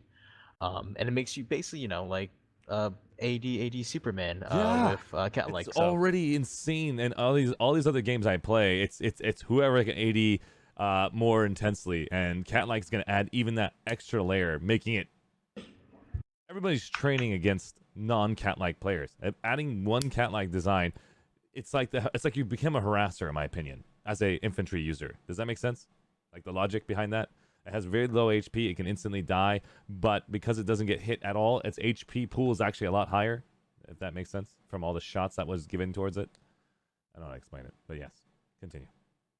All right, I see what you're saying. Don't worry. Yeah, no, we definitely get what you're saying. Okay, cool. That's to make sure. So folks, we're gonna have actually Quinn take over the rest of the workshop now. So if you guys could head back into the game, we're gonna actually play the game now and actually have you guys practice your AD crouches and stuff like that. So you guys can find a random weapons terminal inside PlanetSide 2, and there's a whole bunch of them if you are training, which is why we're here. Let's grab like one person or at least two people if there's not enough weapon terminals around for you guys to practice your AD crouch, and Quinn's gonna go around like a drill sergeant and blast you if you're doing it wrong, and he'll know if you're doing it right based on your movements. So we can have Quinn get followed around, and then Quinn, I believe, is number Charlie lead, right? All right, so he's the purple guy on the screen, so we'll have him, and I'll also pass him PL as well, so that way If you want to follow him around, Arshee, you can. Oh, sorry. I was having like a date with Killer Toast over there. We're just like having a great time. Yeah. This. Where's Quinn? Sorry about that, Killer. We'll get to our date later. Alright, so- Alright, who is this? 103 something. You're good. Where's Quinn at? This guy's cool. Quinn, I'm right here by the He's the firing platoon range. lead. Yep. Platoon lead. Platoon lead. I see it right now. This is Dudisfludis. I see Right that. over here. That's not Oh, that's, platoon lead. no, dude, this is Bravo lead. I'm right here. Archie. No, I see it now. I see it now. Alright, so come over here. Alright, yeah, so whoever this is, yeah, hit that strafe. Do the strafe right there on the terminal. Okay, let's watch him. Just so like Archie can see it. Yeah, Yeah. yeah. So you're hitting the key, so you're doing it right. So you're like, yeah. The one thing too, like just as I just demonstrated, if you're within, like if you're with your homies, like you're holding a building, and you both crouch, if I crouch, strafe into me, I won't stand up because I'll get locked into crouch because my homie's inside my body. So that's the main reason you just want to tap crouch. And if you're next to a teammate, you might get stuck down low. Yep. And just to clarify about the crouched Just to tap show and you guys everything. real quick, I just want to basically show them proof. Everybody just go ahead and crouch. One person full hold the crouch. I'm going to get inside your body. All right. Mhm. Don't move. All right, here we go. Yeah, Watch. just My let hands off are your up. My crouch hands key. are up. Watch this. Go ahead. He's going to move out of my body. My hands are up here, guys. Go ahead. Move Move away from my away, body now, move guys. away. Move away. Yeah, just Watch this. He's Keep almost away. walking, keep He's moving. almost away. Almost away. No, go away. what is this? Keep moving. Hey, you. He doesn't know. Okay, my hands are up. We'll just go Yeah. somewhere else. We'll go somewhere else. Go ahead. Show me right here, Yeah. guys, real quick. Okay. All right, just crouch real Alright, quick so right do here. it. Sorry, Alright, crouch. I'm All right, so standing. I'm inside. I'm inside. Yep. Watch this, guys. You're stuck? Yep. Okay. I'm gonna walk forward. See that, guys? There you go, and it shoots right That's back what up. he's started talking Just so about. people know. You will I know, literally be yeah. locked in that position. I just wanted to show you guys, don't be stuck in crouch. Tap the crouch button. Is this going to be control key? Are you guys changing it up to C now, key? Just everybody open up settings real quick, just that way you know you're running the right one. All right. Okay, Open up settings. Go to key binding. got it. You're gonna go to infantry, Infantry. and we're gonna scroll. Oh, it's not infantry. It's just in general. It, All it's, right. no, it's infantry. It's infantry. it's infantry. Is it infantry? Infantry under Yep. jump, Whatever. under crouch, and crouch toggle. Oh, okay, right. Yep. So you go to infantry. Uh-huh. All right. About you go down just underneath jump. You're gonna have crouch and crouch toggle. Okay. Roger that. If you hit crouch, like Conflict said in the video, it's just gonna crouch as long as you hold that button. So if you tap that normal crouch button, it'll let you do that like quick head dip. Roger that. If you hit crouch toggle, if you have a crouch toggle key bound, I believe default it's like left control or something. Yep. If you And hit so a do you guys crouch- want left control? Do you guys want C? Do you guys want a mouse button? Do you guys Yeah. want what do you guys want? I have both left control and C bound And C. to normal crouch, not crouch toggle at all. So you don't want crouch toggle at all with C. You don't want crouch toggle at all. As Conflict said, you want to stay moving as quickly as you can, and there's no reason you would ever need to crouch somewhere toggle's for a officially long period gone. of time. Roger that. Yeah, and what having it on both buttons allows you to do is if you're strafing, if I'm strafing to the left, I can use my finger that's normally on D, and I can tap C, and it'll let me get a crouch when I'm strafing to the right. If I'm strafing to the left. You actually where you at, switch between Archie? C and control? Yeah. Sorry, yeah, you're so amazing. here, where you at, Archie? I'm right here. You're right here? yes, Okay, cool. there. Yeah. Okay, so watch. So strafing this way, I can hit it. Strafing this way, I can hit it. Strafing this way, I can. Yeah, so you can do like a little jazz square, and you can every direction you go, you can hit a little crouch. Just to double check, because we just did see that training Mhm. video. Can I Yeah. have you? I'm talking about like tap it. Like that's the tapping of Yep. control. Yep, this is just a tapping. Okay. How So far I'm gonna down am I go. going I'm on gonna this? go ahead and tap my control, guys. It's Yep. It's gonna be like yeah. like that. This is the tap we're talking about. Okay. Here we Yep. go. Yeah. Did I do it on Yep. your screen? Yeah, your head's kind of going down a little bit. Hold I'm it just a tapping as little fast bit as I can. longer. Here we go. Yep. Yeah. So yeah, your head's going down. Yep. And so do I not? So if I tap it, this is the fastest tap. Does that even do it or no? You're getting like a little bit of like an animation with your body, but it's like your head's not really moving. So So you we want want to basically. It's not a full. Yeah, It's yeah. not a full tap. It's just a soft low. This is the pressure sensitivity, guys. The way you'll know it's working if you want to ADS at my head. Yep. So just ADS at my head. Yep. Yeah, ADS. and Oh, now you'll ADS. see- ADS. ADS. Aim down Yeah, sights, yeah. not ADAD. Yeah, Got it. Yep. ADS Yeah, is so aim down sights. Aim down sight, and you'll tap it, and you'll know if is your crosshair moving right now, or is it pretty much staying stationary? it's moving a little bit. That goes to It's a ellipse and goes tiny back bit? to a tiny bit. Yeah. But me looking at you, your head's actually dropping out of my crosshair. So if I start doing the same thing, see, we start dropping out of each other's crosshairs because of it. So when you're ADS, your crosshair won't move that much. Actual animation will make you drop a little bit more. That is incredible, especially with Yep. the fights like this, guys. Those extra bullets, guys, is game changer, guys. It is the difference between life or death. Basically, having that extra dodge of one more bullet to survive. All of you guys have been in those fights before, and you've seen it time and time again. That person has taken you down, and you just had 1 HP left on the guy. By taking advantage of this control technique, my pinky is so weird right now. It just doesn't have the clicking ability. Do you guys use that enough? And like that, it's probably just muscle memory, right? It's a little bit of muscle memory. Yeah, I use the C one more than the control one. But if you're doing like what we would call the jazz square, if you look at me again, if you look at platoon lead, Platoon lead, got it. Yeah, you get a little bit of a rhythm going where you're going back and forth. Oh, did you just do the splits? Oh, yeah, Oh. that's it. oh, look at him go. We got to put some music in that. Dun, dun, dun, dun.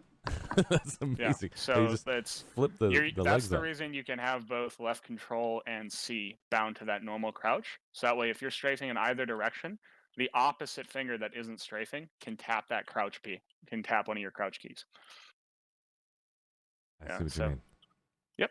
Yeah, so it gives you a little bit more freedom, and it lets you always be available. And so when you're going against somebody, just to throw something out there for you, I don't know if you guys would actually go like this in a fight. Is it traditional going to be, this is how fast I've seen happen. Like, here we go, 3, 2, 1, and fight's over.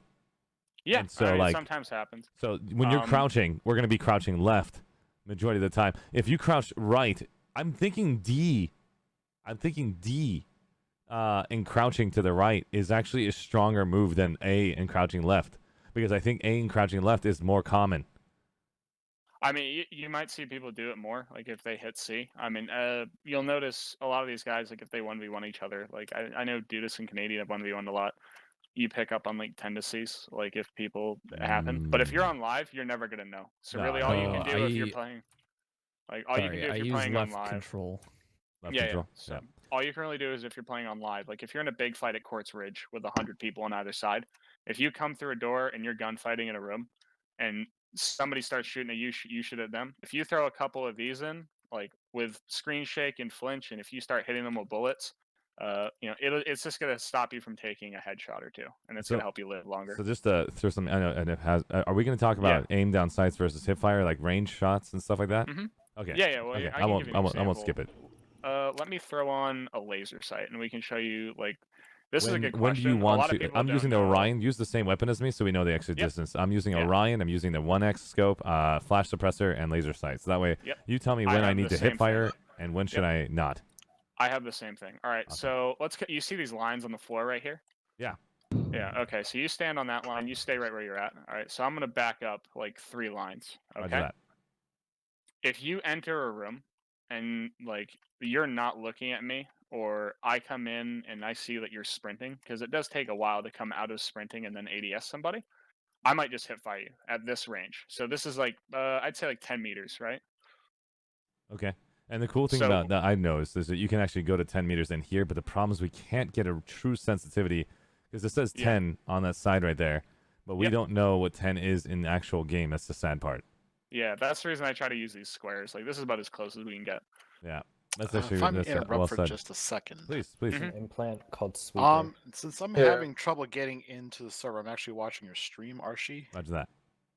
You are tapping crouch for just a bit longer than you need to, I think. Oh.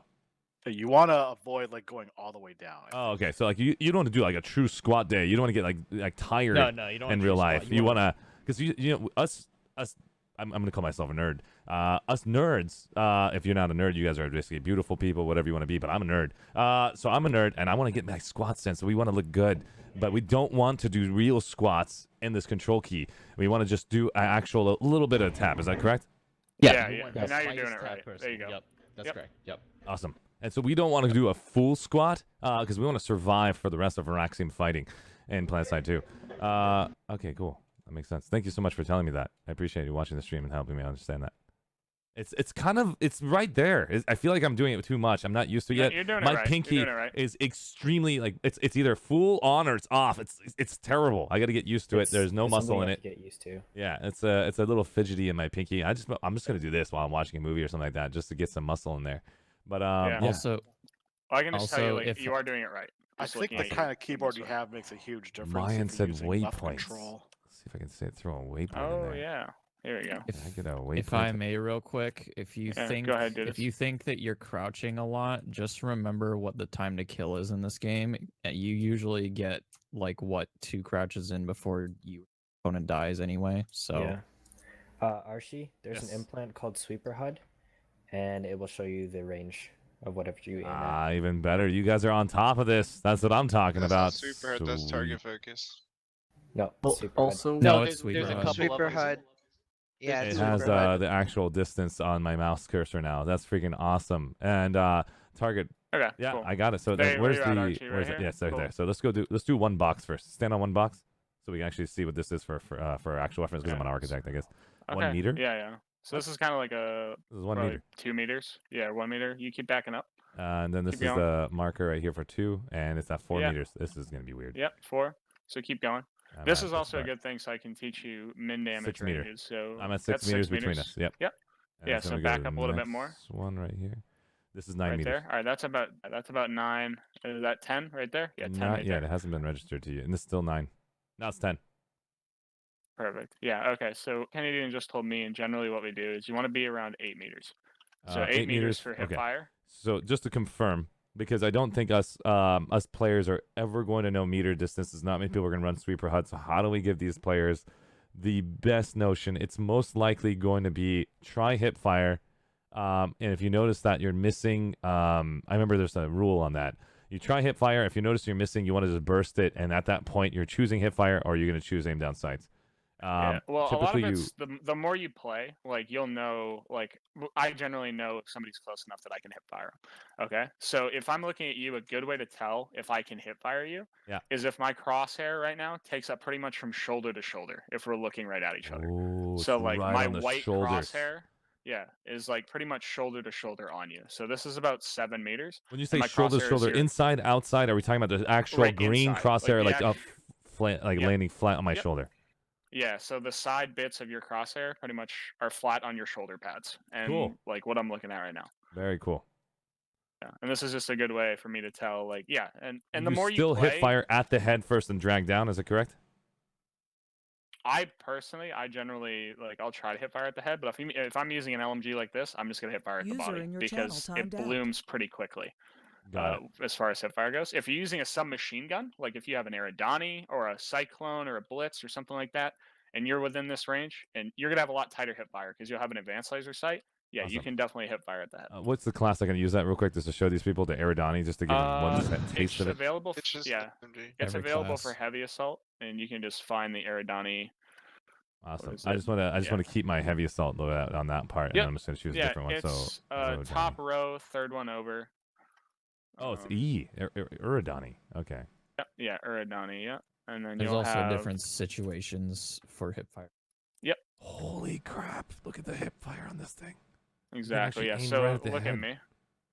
Yeah, but like if we're strafing, like if you and I are strafing while we're shooting each other, I'm not even gonna try to hit your head. I'm just gonna go for the body, so that way I land more shots more consistently. Makes total sense. I would do the same thing because this is Yeah. too damn difficult to even This get is a kill. it's one thing that a lot of light assaults will pick up. If you're a light assault, you play a lot of light assault. This can vouch for this as well. Like hip firing somebody in the body with a serpent, the rate of fire is so high on most guns that have really good hip fire. Like the time to kill is already nuts. Roger that. And it Thank you, has guys. a ridiculous. It basically has a submachine gun. A submachine gun level hip fire. So Awesome. Let's go Yeah, back to so- the topic on 10. I'm sorry for changing the subject. I Yep. just wanted to show Yeah, them yeah, the bloom yeah. effect. I So- wanted to show you guys the hip fire. I wanted to show you guys the idea of this AD. no, you're good. Yeah. So if- you've got the 80 down, and like when you're tapping, like you're getting that animation moving. And the way you'll know is like if your crosshair isn't moving. Like when you tap C, if your crosshair only goes down a tiny bit, you'll know. But if your crosshair actually, like if you see yourself drop, you'll be like, oh, I crouched Yep. too much. Yeah, that's Yeah. what I felt. I felt like sometimes I'm Yep. actually going too deep. Now, one of the things I'm going to tell you guys, all of the stuff we're learning, I'm going to tell you how I feel as a new player. it is overwhelming in the very beginning because you not only have to remember basically pointing at the guy's User head again, disconnected from but you your also have to channel. remember adding a new feature, which is tapping a crouch, which I've never seen used in other games before. And so get used to, guys. This is a whole different feeling. Planetside 2, man. You gotta get that pinky ready. And a lot of what's it's different. I know a lot of people are gonna be like, I don't want to be that hardcore. It's not that hard. Just trying it As a little bit. Conflict said, learn the strafing first. Like, just get the AD down so you're not just constantly strafing in one direction like this. And like, just get a really good rhythm of like back and forth, and that'll help you a lot. And then once you're comfortable actually strafing, you can start throwing in a crouch. That makes sense. Yep. Okay, so this is what he's trying to say, guys. Just basically maintain strafing. Try not to do this. This is what he said not to do. Conflict said just don't do this because you're practically in the guy's crosshair. Can I have you do that real quick? Just a short little burst. He's in the crosshair the whole time. I just have to shoot down the middle. You see that a lot in video games where the people are trying to run straight and they're doing this. They're really not really making a difference doing this kind of run. You're still running in a straight line. And so That'll actually be what we're going over next is how to run. But Awesome. generally for everybody else, like if you're just new to strafing and that kind of stuff, if you want to, go ahead, find a thing to start strafing. I'll run around those. Give me any tips. Yep, if real you guys quick. can, Just give everybody a quick rundown, what they need. Awesome. And so while we were doing this, guys, while we had these individuals to help us understand, 102, who's the one? do it Who's the one that's currently speaking? If you don't mind me asking. This is Quinn. Quinn, thank you so much, Quinn, for showing me that earlier. 1022, do it ADS. I don't know if you're ADS right now. I can't tell. Yeah, it is. Yep. Oh, okay. Oh, you have the hip fire thing, so you look. Oh like yeah, hip if you fire. guys can, if you guys There you want go. to, if you need help with your AD crouching, you want to Yep. make sure it's right. Find A little out bit wider, in the a little game. bit Me more and Quinn will A&D. go around. We'll make sure you guys are doing it correctly. Yep. Yeah. A little bit wider. Whoever the lightest salt is near this pink person, just back up, just because he isn't trapped in his crouch. Yeah, that's good. And let me go over here. I'll just look at it. Yeah, just a little bit wider, honestly. It's like Mississippi, Mississippi, Mississippi, Mississippi. Like there you go. 1022. Okay, all right, he's good. Cool. All right, next person. What is this? 1018. I think already. Yeah, you're doing pretty good. Yeah. All right, 1025. I'm checking you. Go ahead. Thank you. 025, right? You're doing it. Nick. Okay. Nick VS. You're doing good, buddy. A lot of you guys are getting blessed with that. Your guns down, even though you're ADS-ing glitch. Good for you. Yeah. What Here, else we got over here? Got 1025 over here, but I don't know if he's actually here or here. 1025. This is Shades. Hello. Do you need help? I don't think he does. He's okay. Let's see if he's Listen, actually currently you're live. I don't even know what my name is. Awesome. So, guys, if you guys are paying attention, these individuals are going to their Elway members and giving them the opportunity to feel like everyone has had opportunity to learn the AD-aiding method. And this is basically on your keyboard, the A button on your keyboard and the D button on your keyboard, going back and forth and understanding not to basically have it too close, like watching my head, not to be this close, to give it a chance to completely go across your whole entire field physically. We're talking about that far apart. And that will basically give you an opportunity to not just do A and shoot and be super easy for the target. The moment you switch, that person has missed at least 3 or 4 bullets, in my opinion. 1028. Keep going. Keep going. Awesome. I have a 033, question. you're Is good. it possible 28, to you're not good. tap the button enough? Like, as long as your crosshair moves, are you tapping it enough? Yeah, you're good. Yeah. Okay. Yeah. It's never gonna be like 100% super duper consistent, but as long as you don't see yourself go all the way down, like you'll be fine. Yeah. Can I see defensive shades, or can I see Quinn? Can I have you do a example? I'm gonna observer cam. You can. You have no clue where I'm at. So just go ahead and just start doing your thing. 1022, give it a shot. All right. So you're doing your thing right there. Can I have you say control or C or crouch out loud? Yeah. So they know how often. Okay, so I'll do it right here. So C, control, C, 025. control, C, control, C, control, C, 1025, control. you're good. And I'm using an Aerodani side 0.75. It's pretty nice. Can you go ahead and switch over to the Orion? Yeah. I'll grab an Orion right so, now. So show me that one that's not 0.75 movement. I want to see if it's Yeah. C, control, C, I'll just grab control. a flare that's 0.5 ADS. All right, Perfect. cool. So right here, I'm ADS right now. So I'm ADS. C, control, C, control, C, control. Perfect. You guys saw that the control rate actually went down. The speed of using control is based off of your your hip fire speed of your weapon. Try not to basically manipulate at the same speed as everything you have. You want to throw in those confusions in there to prevent them from getting a headshot. And you'll notice. One of the guns that you see a lot of people use, like if they're Araxiaming or if they just fall in love with the gun, is like NS15. And this is the gun where Conflict said like you can run that what is it, cat-like? So NS15, it's a light machine gun, but you still get that 0.75 movement multiplier. Mm-hmm. So you get a lot more like opportunity to like just strafe and throw in a crouch. In a situation like this, you would not use crouch and sit on the ground and stand up instead. Is there a way you can like pop your head back up and down, or no? If you have, let me grab. Actually, Like your crouch toggle, and then you crouch toggle to stand up and come back down. Would that actually work?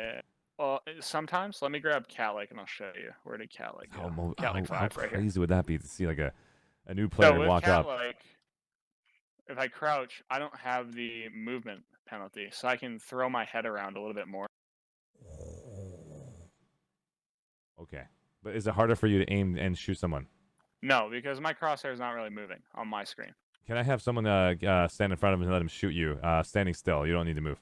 Let's see how often you can actually get the hits, and then we'll watch. I'm actually looking at behind this player. Can you have Theobald move real quick? Let's have Quinn shoot. Yeah, Theo, just watch out. So 1030, just stand still.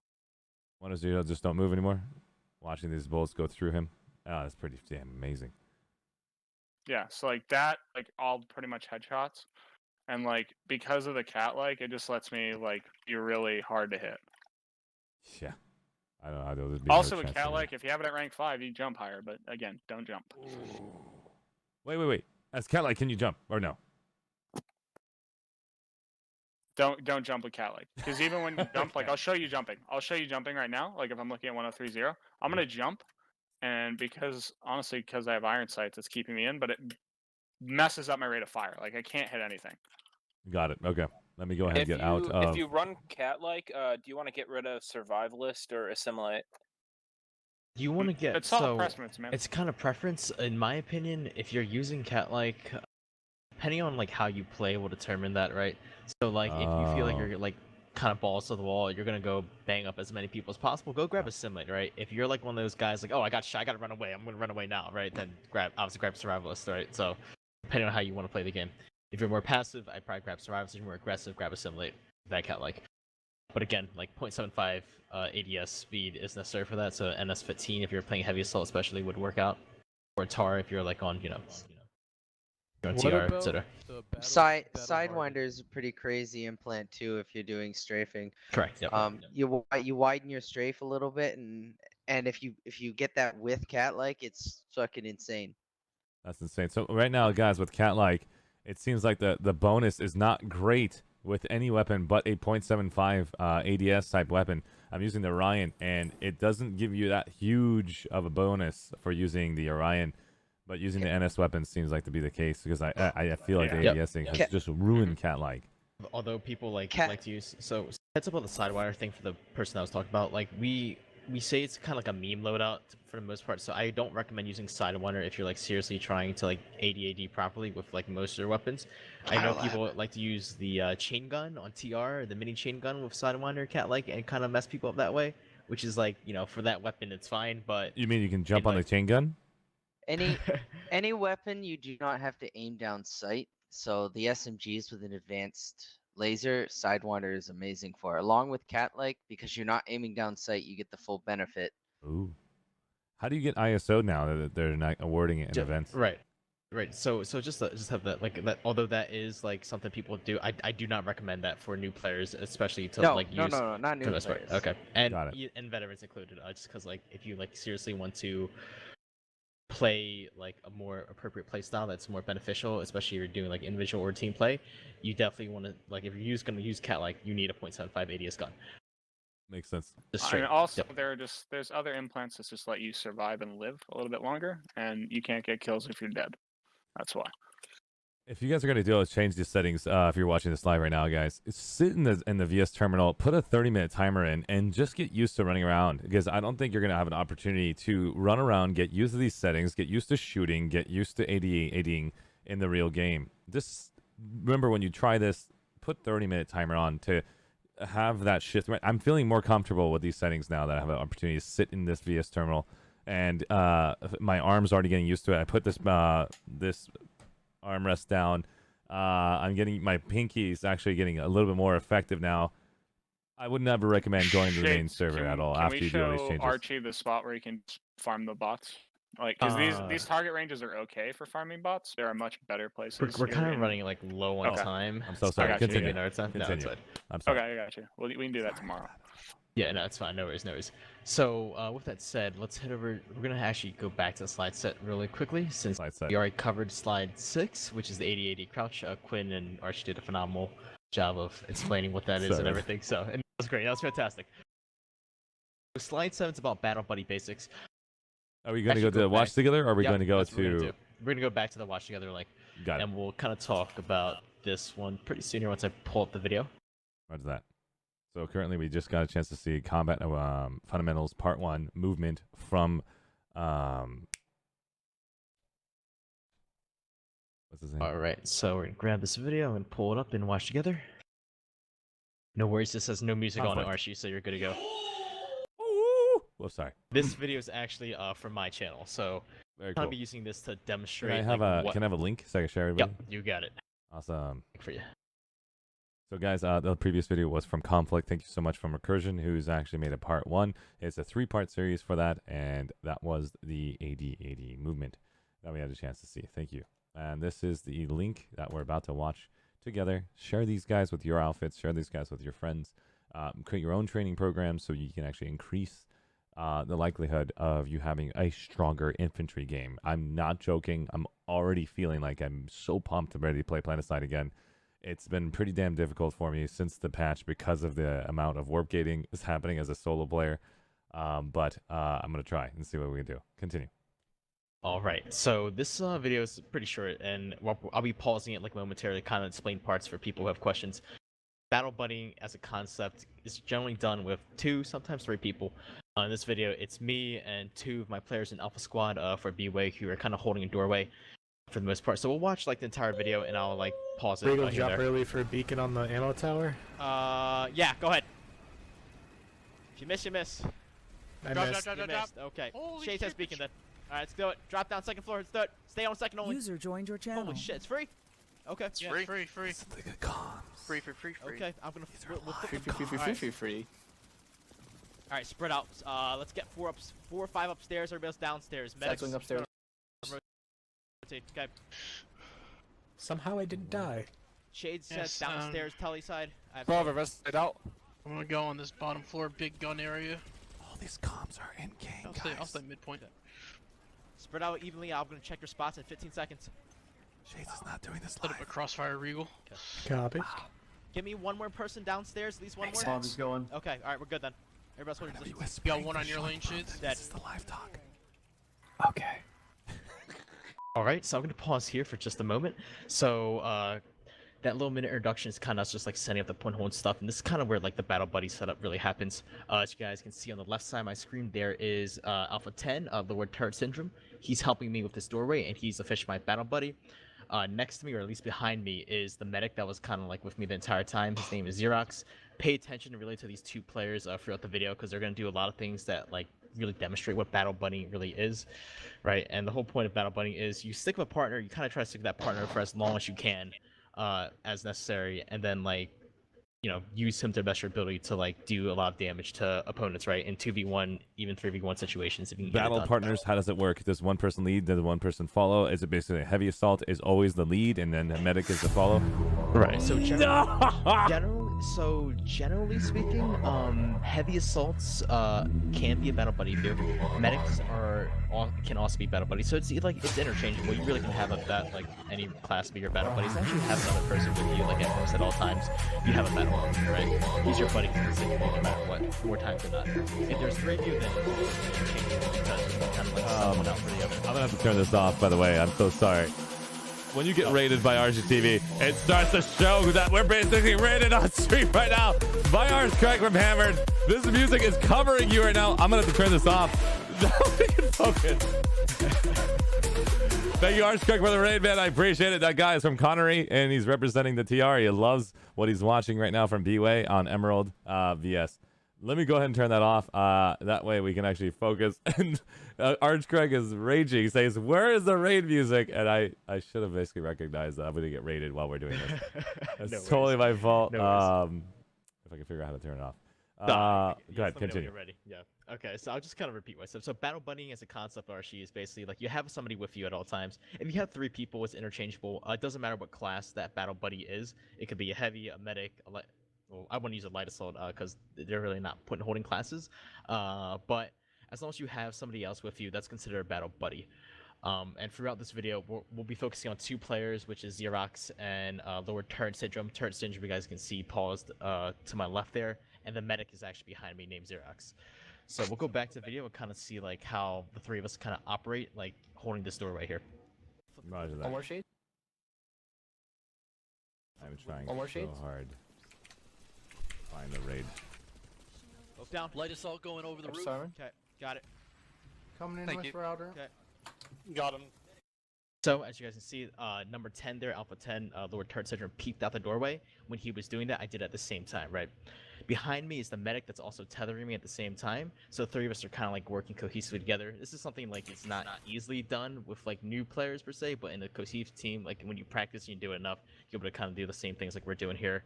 But the point is like when we're peeking, we're usually peeking together, and we're peeking in groups. That way we can engage more than like 1 person at a time, and you have somebody else helping you engage the same target, right? The faster you down somebody by putting more bullets down range, the faster they die. My question right now is that you just said something about peeking. Probably balcony side if you can. I'm gonna hit from the back here. Yep, go in balcony then. Come back, Moby. Gotcha. There you go. One on the roof. Watch that prowler out there. Watch outside.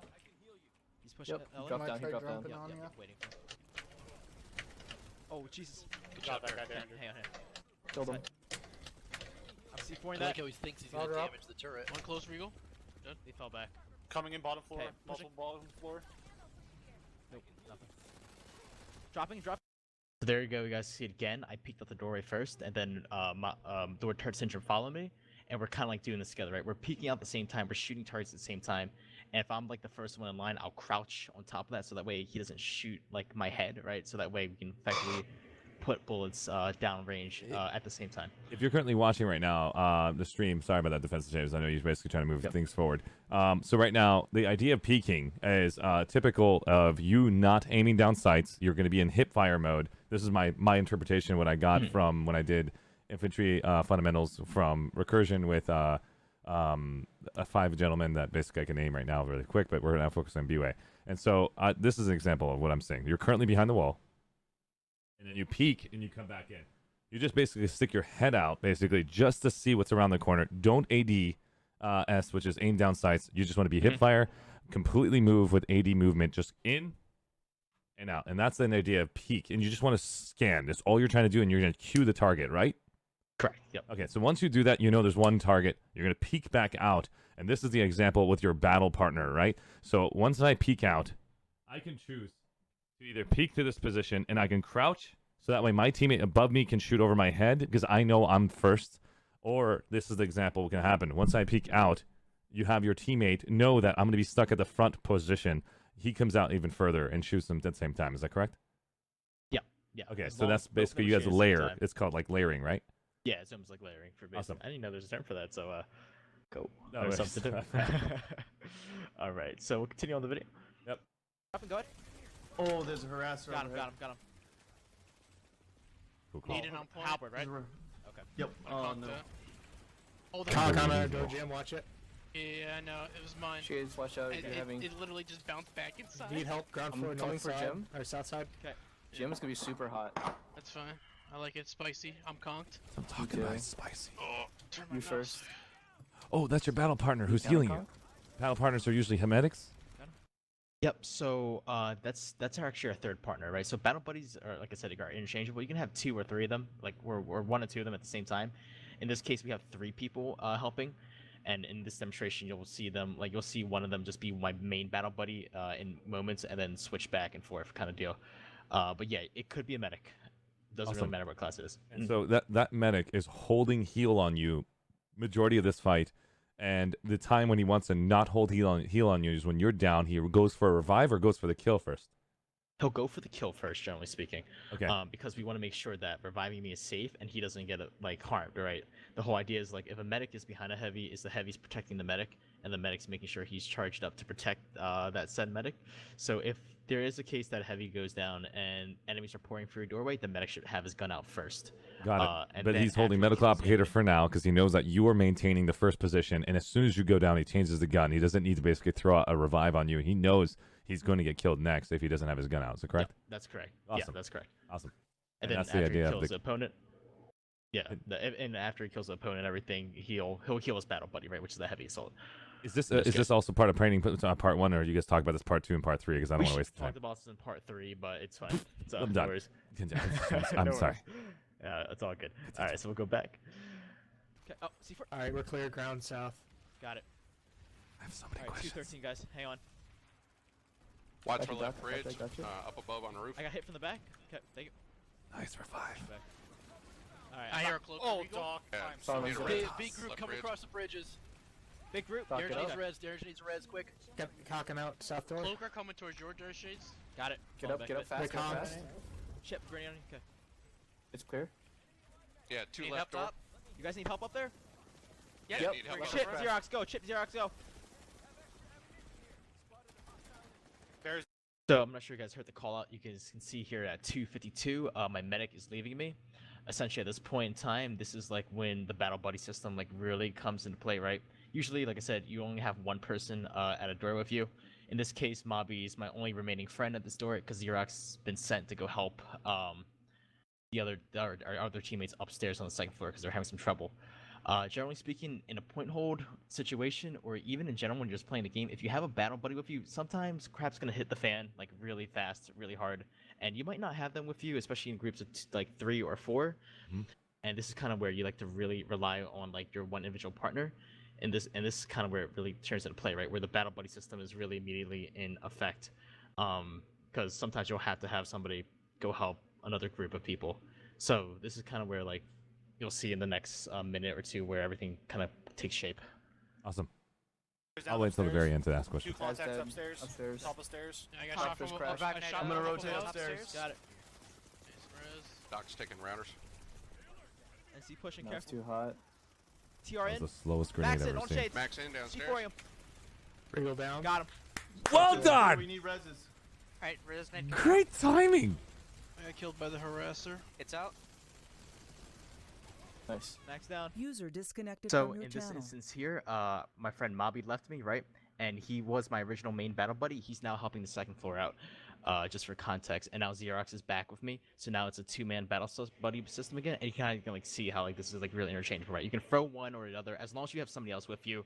You're doing the battle buddy system, right? It's extremely powerful because not only did you get rid of the med kits, you have C4 ready for any max unit that comes in, and you also know clearly that you can focus strictly on holding that position. You don't have to worry about, hey, medic's running around between 7 different people trying to revive everyone. He's getting shot at because he's going through so many doorways. You could see right behind defensive shades, those individuals were in position to take their guns out to defend themselves if they have to. But defensive shades is literally the first line of defense. That's pretty funny. Defensive shades. Continue. Yep. Got it. Bottom floor. Yeah, there's two on cheesy. One chip. Unbelievable teamwork Minute, over guys, there. hang on. I cannot believe how dirty you guys are. Go wash your hands. Second floor, you guys okay? Yeah, we're good right now. Yeah, we We got need a a res. harasser shooting in on us. It's gonna be a lot of pop Dad, coming you out of got that gun amp glitch? station in 50 seconds. Danger Thank needs a you. res upstairs. I'm coming. I'm I'm on the way. coming. Okay. I'm gonna reload my Dusty. Injured. Clear. Thank you, not Clear, soldier. clear. Flashed So I'm upstairs. gonna pause right there.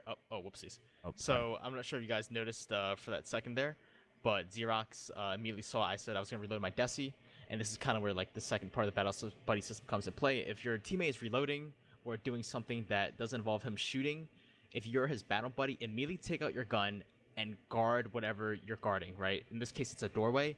Xerox You're is throwing your medic out there? Is Xerox the medic? He is the medic. He wasn't throwing himself out there. He was kind of just slightly holding door, waiting for me to reload, right? Wow. In that case, just in case anything does happen at that period of time, right? At least he has his gun up, especially if something bad goes wrong. This is that way so he'll be the first line different of from defense. everything I know about Planetside. This is unbelievable. Continue.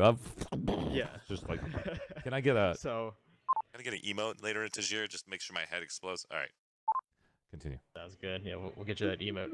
But yeah, in this case, this is kind of like where the battle buddy system like overlaps in play, right? So like when your battle buddy is reloading or like doing something that's not involving guarding doorway or shooting, if you're the second like person like behind, in this case it's Xerox and he's my medic, he's tethering me. He'll immediately take out his gun while I'm reloading my Desi, to make sure that door is held until I'm done like reloading whatever I'm doing, and then we'll switch back and alternate back and forth. And that's kind of like how the battle buddy system works in TOE, right? A, you have 2 people with you. B, you and your battle buddy rotate interchangeably depending on like what like action you're performing. If it's like shooting, then one's gonna shoot, one's gonna heal, or if it's 2 of you shooting, then 2 are gonna shoot. And in the case of one has to reload or one dies, and one takes over for the other, right? That way, whatever door you're holding or whatever defense you're doing, there's always somebody there all the time, protecting whatever you're supposed to protect, right? Unbelievable. And you guys are understanding that he's not standing in the middle of the doorway. He's maintaining his angle at the 45 degree, and the other person is holding the other direction at the 45 degree. Nobody has crossed through the doorway. Is your other battle buddy on the opposite side of the doorway, or your majority of your team are on this side of the doorway? I don't know how to explain it. Right, Currently, you're north. All your players are north of you, correct? Behind you, because you're looking south. Yes, I'm looking south, and we do have, actually, I'm the only person, and well, me and Xerox are the only 2 people, like, on the north end of the doorway. That's what we're actually guarding now. The people on the south are actually guarding that south end doorway there. Like you see on your screen, Regal, and I'm Jimster. Alpha 7, I think that's Alpha 5. I can't really tell the When you numbers. kept, when you kept saying Xerox, I was freaking out. It's Xirock. I would call him IROC because I would know X is actually Xerox. It is then, guys. That's the name of it. He's currently number 3 in position. This work part is in the way, but that's him right there, guys. Continue. Right, but as you can see, like Regal and Jimster, like on their own doorway, they're doing their own like performance of the battle buddy system there, right? It's just 2 of them guarding another doorway on the other side, and then you can like see it like overlap for the doors. And then if you look at Bearwith and Sarmin on the same screen at 350, I think that's what's loaded up for everybody right now. They're kind of doing the same thing, and there's other battle like buddy groups like within our squad that's doing the same thing for multiple doorways right now. So that's kind of like what you're seeing, like in terms of the entire like point hold on the map. Although we're only watching like from my POV currently. Awesome. And then the last question I would have basically in this situation is, what is currently happening with your diamonds, spades, hearts, and clubs? Are they battle buddies zoning, or is this something different? So that's actually something different. That's just for my organization. I kind of like keep my medics in one like fire team just so I know where they are on the map, and then like I kind of just keep the class icons. It's a squad league preference, like.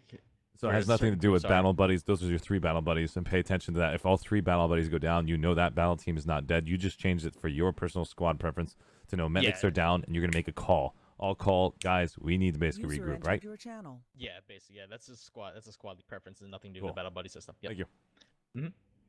Because I saw 3 medics on the same team. I was like, Bear was down. Dub's right. Dub's right. It's breached. He's dead. He's dead. He's dead. Someone coming me on Blair. Shades, how's Woodsman? Pretty bad, but I think I might get it. There's no way I could help you. ladies and gentlemen, there's 30 seconds remaining on this base. They're currently holding with 13% population, 43 to 44% on the NC and the TR. This doesn't make any sense. I want you guys to pay attention to the mini map, guys. Their percentage is 13%. Collapse point, all units, collapse point, collapse. Get on point, get on point. There's literally 10 seconds remaining, and they've been holding this point this entire time.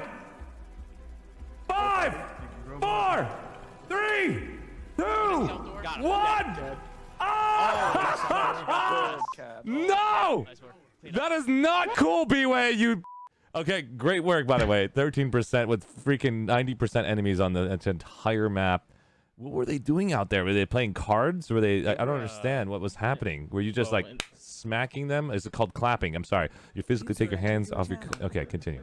Well, in that case, like actually, we had because there was a TRNC like fight, we kind of just dropped on it. Just to explain the context of why we're using that example.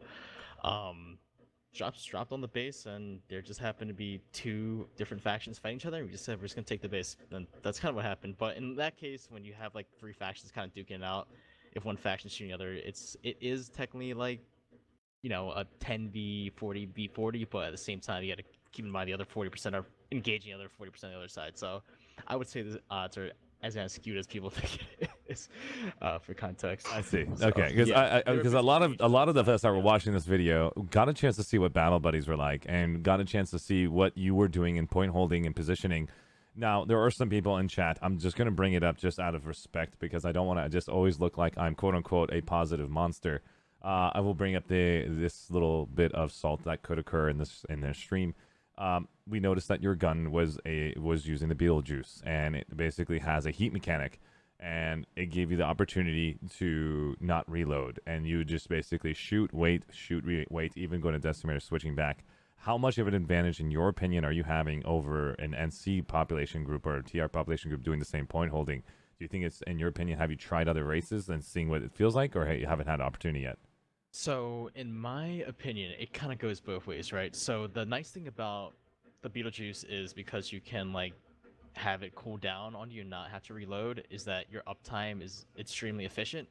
But because you only have 55 bullets, if a group of people decide to push, like, a large amount, like a small amount of us, like at a short period of time, 55 bullets per person times, what, let's say 6, it's good for, like, one small group, but 2 or 3 is kind of like, a little pushing it. Yeah. Whereas if we had the Butcher, for example, or the Godsaw, which is like 200 bullets per like heavy, for example, that's kind of where those guns shine. So it's a trade-off, right? It's not like it's more of a side grade than an upgrade. So it's for most mainly the people. enemy's fault for not basically flooding in versus VS players, and Yeah. basically flooding against TR players are going to have plenty of mag damage towards you.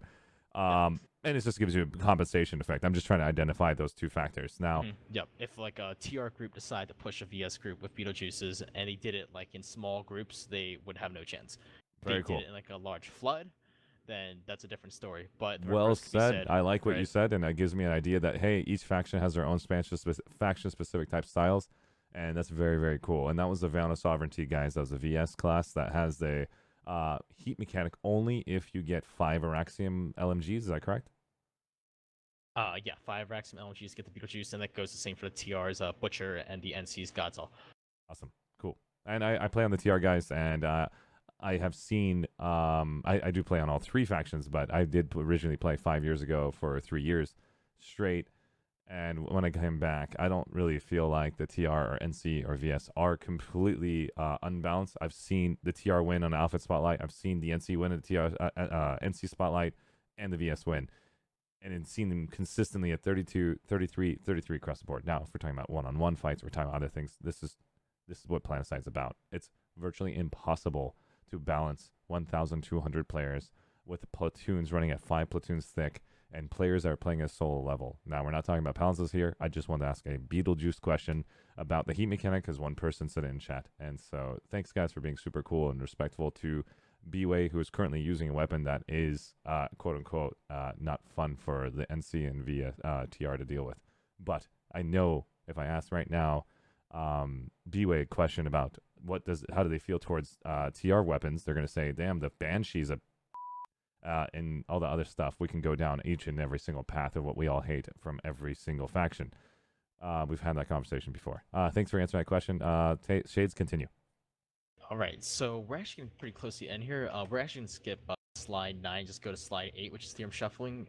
So that'll be the next video we're going to watch. It's a quick 1-minute video. Arshee, you might want to turn off the sound for this one so you don't get Roger that. Give me copyright. 1 second. I'm just going to go to, if I can find the slideshow. There it is. Okay, there it is. Music over. You can too. Yeah, perfect. Roger that. So this is the slideshow. We're going to see this is basically called Battle Buddy Basics. We just watched that, guys. That was slideshow number 7. Slideshow number 8 now, we're going to be looking at group video with Theorem Shuffle, and we're going to go do the watch together on that one. And I'm going to go ahead and turn my audio down just to show you guys the audio of the song so you just know for the first second of what it is. What is the name of the song? I have no idea, actually. Just go ahead and push play, and then I'll mute it right away. Go ahead. Okay. What? Now you know the song, guys, and you just take my breath away. I'm just kidding. I can't do this. And so you're watching the Theorem Shuffle just doing the Take My Breath Away song. And dun dun dun dun dun dun dun dun dun dun dun. You can just see Theorem just waiting for his partner in real life. He's just looking for his partner. That's the shuffle that Theorem is currently doing live on stream. He's just like, where is she right now? If I can find The one. Whoa! He's getting shot at. What? What is happening? Is someone actually shooting him while he's doing the shuffle? That's even Yes. better. Oh! Oh! Oh, nice dodge, Therum! That's what I'm talking about. That was an epic dodge. By the way, only Therum can do this. That's why it's called the Therum shuffle. I'm just kidding. Dude, this was awesome. Ooh! Oh!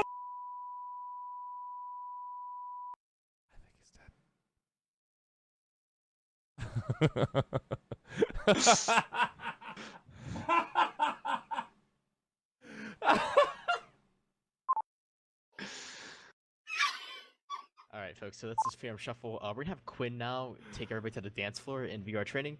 So you guys head back to VR training real quick, and we're gonna make sure everyone is doing a proper shuffle. Quinn's gonna demonstrate one shuffle, and we're gonna have some other coaches here demonstrate as well their shuffles, and then we'll have you guys practice your shuffles for Arshee to on the stream. There's a shuffle. Look at them go. Oh, looking fantastic. Look at this person move. Oh, yes. Look at these guys. Oh. I'm going to go observer cam. I have to show these guys in observer cam and how they're doing that shuffle down below. Unbelievable. Oh, how can you shoot these guys? That's a Therum shuffle, ladies and gentlemen.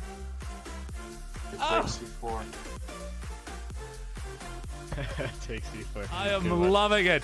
Also, one thing to keep in mind when you're doing that, don't go in the same direction, otherwise it's useless. It's really easy to hit. You have to. Yep. You have to. I'm gonna get invited to the between squad. long and Everybody short. in this squad is doing the Therum shuffle. Well, that's why we're gonna talk. We're gonna show you guys what it looks like to go down the middle and seeing how it feels like to shoot these guys during the Therum shuffle. I'm going right down the middle. Oh, look at that. Whistler is just in awe. You can see his face. Oh, got pushed around. Oh, we've got Quinn doing it. The platoon lead. Oh. No, that's Dudis. Dudis is doing it. I apologize. It looks like he's passing it around. Look at Dudisfludis is actually handling it. Oh, yeah, there you go, Dudis. He's switching weapons while doing it. You're a monster. You don't know if he's going to knife you. He's going to throw a rocket at you. And you can see right there, Theobald is... Oh, he's going next. You know what? Can I get all these players to go ahead and stand at the very top? And I'm going to call each of your names and get ready to make sure memorize your names. And all of you guys are going to do the Therum shuffle in order. Do that at the end. We're actually Like, we're so prepping we're for gonna- that. Yeah, we're actually demonstrate it first, like with an instructor to like kind of explain to the viewers and stuff like how it actually works, and then Oh, after that we'll makes have total everybody sense. dance. Yeah. I'm super excited. All right, nerds. Comms clear. Everybody to the top of the staircase. Pretty top stairs real let, quick. Let Quinn have the stadium. Yeah, I'm not logged in. Have Dudis run it. Okay, dude, Have Dudis go. you and me then. Okay. Okay. Okay, so Dudis is currently shuffling- the platoon. Got it. Yeah, so shuffling is in essence you're just moving your mouse back and forth. That's like the very basics of it. So to do a very basic shuffle, well, you're going to start out with W and then shifts because you know for it. So what you're going to do is you're going to do W shift and then you're going to Hey Quinn, back can you and take forth. over for Dudis? His mic isn't working. I got it. If it's not working out for. Yeah, let's reset. Why this. is you guys Okay. not letting me Yeah. log into Jaeger at all? Sorry about that. I alright. think Okay. Dudis, Got you're it, thank keying. Alright, That's got it. why. Every time you try keying, you're undoing it too soon. That's why. Alright. He's actually got packet loss right now. That's what's going That's on. not good. That's a big oof. Okay, so what Deuce was saying was the basics of shuffle is basically we're gonna hold our shift key. We're gonna look straight first to kind of start out, and then we're gonna actually do like a turn to the left about 90 degrees where I'm shooting at this wall here, and then we're gonna do like a 180 to the right where I'm shooting at this wall here. But you don't have to exactly get like a 90 and 180 left and right. You just want to get close enough each time you're moving, and then hold your shift key and hold your W key as you're doing it, so that way you can form like the basics of the shuffle. I'll be demonstrating 2 shuffles tonight. The first one is the really basic one. You're gonna hold your shift key, then you're gonna press W. You're gonna look left and right, and just continuously do that until you decide to stop. And then we'll show you the other one afterwards. So again, I'm gonna hold my shift key. I'm gonna hit W when I want to start moving. I'm gonna look left and right as I'm doing it, and it's gonna look something like this for the most part. And as we're doing this, again, just left, 90, right, 180. Right, I'm moving a little faster. I'm talking, obviously, and then we have to spin and turn around and do the same thing. And this is the basic version of the shuffle. Okay, this is what you see in other games. I've seen that majority of my time. Yep. Now for the second shuffle I'm going to do, which is a lot more complicated. This one involves actually stopping and pausing, which is going to give you a nice little head bob. And then on top of that, you're also going to be able to do like a little spin. Like it's going to be like a miniature like dancing spin move on top. And you guys will see what I mean a bit here. So what I'm going to do is I'm going to hold my shift key, and then I'm going to hit W and A. Look left like 75 degrees, and then turn right about 165 to 160, and then continually do that over and over again. You'll hear my keyboard, hopefully, if it's loud enough, where I'm just like kind of pressing on the buttons at one time, Shift A and D, and then stopping, Shift A and D, stopping, while I'm moving on my mouse left and right, which is a lot more complicated than what I explained prior. So you'll understand why in a bit here. So here we go. We're gonna hold our Shift, and we're gonna hit A and D. Once we turn left, and then once we turn right, we'll do the same thing. So it's gonna look something like this. Pausing, stopping, and you can hear my keyboard. You can tell I'm like holding on to it a little bit, letting go, holding on to it, letting go, while holding Shift AD. We'll turn around, do the same thing, and it gives this little nice head bob and spin, and a little dance move to it as we're doing it. And that is the basics to 2 shuffles. Okay. Okay. Are you pushing W, A, D at the same time? Yeah, I'm holding Shift A, W at the same time, letting go, then holding it again after I move left and right. It's super complicated, I know, but that's why the shuffle looks, a Dude, lot it's better than the epic. prior one. It's amazing. I want to figure that out. So I'm hearing, just do one side only and stop. Do the one side only and tell me what you did. Okay, so for one side, I'm gonna look a little bit to the left, right? I'm gonna hit Shift A, W, right, and then look brace left, right, and then as I'm letting go, I'm gonna turn to the right and hit Shift A, W again, and then let go, and then turn to the left and hit Shift A, W again. Oh, and then let go. never D then. Yeah, my bad. If I said D earlier, then No, that's I my made it fault, up. yeah. I put that in my Oh, own okay. brain. I just want to basically figure out why didn't you switch to the D? You're just going to stick to A, W, and Shift. Would you ever need to put a D movement in there, or is it going to ruin it? So some players actually do a D movement to it. It just depends on kind of how they're looking and what Oh, degrees. crap, you're getting. you just did something crazy. I'm sorry. Yeah, so you can add a D. Like this is like the D version, and What then you can the dip back hell? to the A. Yeah. You should It see it depends. on my screen. That's even worse than what you did earlier. It depends on like what the person's actually doing, but for most intents and purposes, a lot of people kind of like want to stick to the basics of it because the adding this to it and then turning around and adding it again makes it for like a really awkward movement, and at that point you're not running straight, you're like running like all over the place, right? And there's no like consistent escape route you need, because generally when you're doing this theorem shuffle, you want to escape from whatever enemy you're fighting against, because they're too powerful, or you're getting shot at by a tank or something, right? So adding this little D to it, like it's helpful, but keep in mind that it's gonna spin your direction somewhere else where you don't want to be. Right. Got it. And then the sound effect of you letting go is the pause that you need. But what I'm looking at right now, you don't physically stop ever on my screen. Now you stopped. Interesting. Yep. Like it's insane. Did you ever like let go of all the keys and then get back in at any given time? Did you ever get rid of the shift or like completely let your hand go while you're doing that, or was there always W movement? So I usually kind of keep it on my fingertips. So I kind of I'll like hear when I hear, because I have a mechanical keyboard. Like when I hear like the sound of the keyboards like hitting, I'll let go for a bit, but I still have my fingers on tips to hit it again because I want to make sure like there's a flow to it, right? Because if I let go of my hands completely, it's gonna take a little bit longer for me to get back and like. What I meant that like the idea is like is all the keys coming off your keyboard and coming back on when your hands are already on there? Because if it is, that means it's not registering you physically stopping. Is what I'm trying to say. Does that make sense? What I'm saying? The answer to that is, yeah, I think so. I believe the answer to that is yes, right, fellas? Yeah. His Sure. W does lift up, and his shift, his A does lift up at one point in time. Yeah. All of it's so as far as I understand, like in the game, like you're still moving. You it have did this register, is like right? almost like vehicle movement where you do have to decelerate. You don't fully stop on the screen, but on the screen you do such weird movements because of the way the game is designed. Unbelievable. I see now. And that is the that's to the thought of advanced what version it looks shuffle. like on my end, guys. It's an incredible movement to take advantage of if you want to reload, if you want to get from A to B, if you are redeploying at a spot that you know you're not supposed to be, you want to theorem shuffle all the way into a building. Typically, I held onto the medical applicator. I know you don't because you're running in battle squads because you have a, But unbelievable. Thanks, Trades. All right, no problem.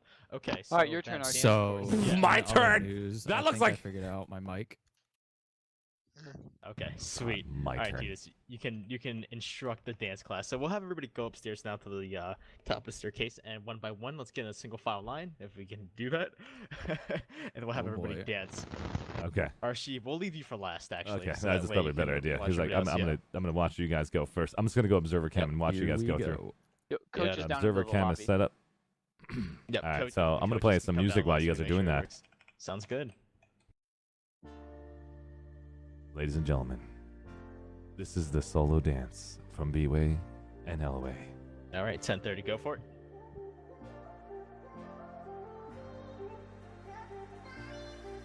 Not bad, 10:30. Come on back. Do come when you're doing it. Turn around too, halfway. Yep, there you go. There you can go, see the front. guys. Yep. You guys are getting ready to dance live on stream. Okay, There we go. 10:30. You got the dance. You're good. Next, 10:22. That's good. That's good. I'm looking at it's probably a little bit wider. Yeah, come on back. little bit. 10:22. Yeah, do that a little wider. I want you to increase your mouse movements just a tad. There we go. Okay. Yeah, you got the ending part. Good. Well, if you want to do it again a third time, make sure you got your back. Then go for it. Okay. You got a little narrow at the end there. I don't know Just if so you I could do this tired. just because of streaming purposes for you guys. Can I get you guys to have defensive shades do it one more time as a example to show where the lines he touches, guys? So I'm going to show you what I'm talking about. This is because I have observer cams. I'm kind of cheating. So he's going to touch probably this little corner point, and he's going to touch this corner point, so you can see where you should be fitting. So if you want to follow this line right here, follow this line, defensive shades, as a beginning. So that way people Sounds can good. actually get a reference of distance, so people know that. I know you guys are lining up in the kind of not center to that space, but try lining up to that space so we can see. Defensive shades goes more to the left. Yep. To that so square. I'm gonna actually kind of do it like that in the Awesome. shooting pattern. Stand, so shoot, I just completely teleported through. Hold Oh, on. teleport? One Okay, we'll come right second. back. No Okay, worries, I'm no right. Just stand right here. Let me This know center ready. part. That way we know the two boxes where you're going to actually move. This is my idea of a reference of how far you're going to move out. Thank you. Okay. And all of you guys who want to Know do we're ready. next after him, please make sure you guys do that too. I'm going to be watching you guys on observer cam on top view. Go ahead. All right, here we go. Nice. Then 360. 360 is dirty. That was real dirty.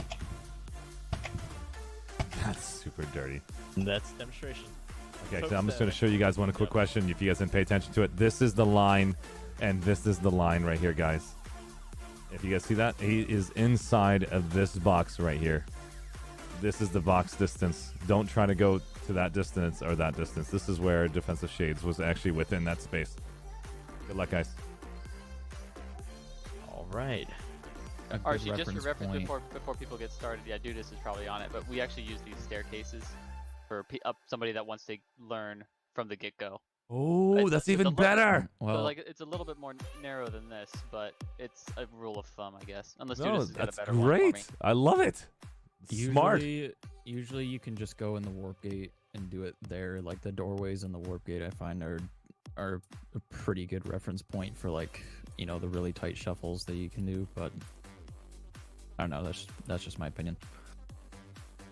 Because it's the doorways that are directly out the warp gate. You spawn in, you see 3 doorways. It's those doorways that I'm talking about, where you can just go from side to side in those doorways, and you'll get a feel for how wide you can shuffle. You'd say that's probably about 20% more narrow than these staircases or so, right? Yeah, that's like the narrowest you can shuffle, and then this is the widest that you're gonna shuffle. Awesome. But All yeah, right. you can also mix it up a lot, and it looks I think it looks nice when you mix it up. I don't know if you want me to do it or not, but No, I think we're good. Okay, who's lined up first here? I guess think it's it's, 1036. Yes. 10:36. All right, 10:36. You're up first, bro. Go for it. Here we go. 1036. Look at him go. Oh. No pressure. Okay. Ooh. Ooh. Ooh. 360 turn around. Ooh. Oh. Oh. Okay. Yeah, yours is pretty powerful. I like it. You're good. That's good. You're done. That screwed with my head. Been That was doing really it good. since tech test. That was dirty. I thought at first it was going to be weak, and I was like, oh my god, it's good. It's actually really good. Dude. That's actually pretty good. You can see the smoothness in his feet. Ah. Yeah, He's dude, on Q's point already with got the it. beat with Q's his already got music. it. Next, 1033. 1033.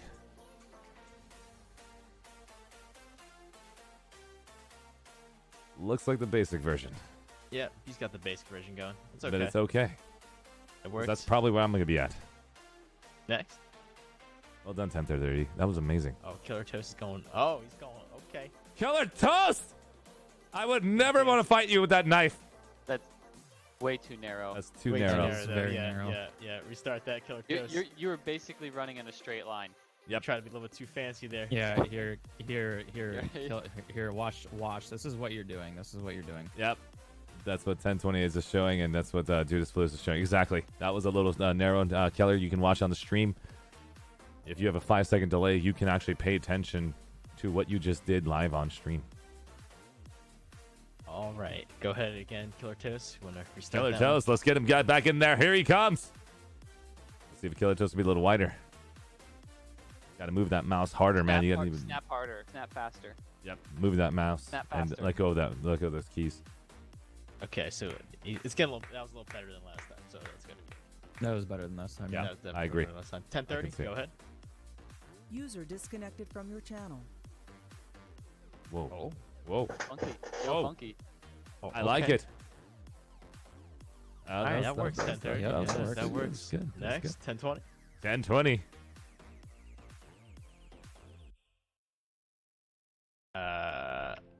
Too narrow. A little too narrow. A little too narrow. I think you got to start throwing that mouse around.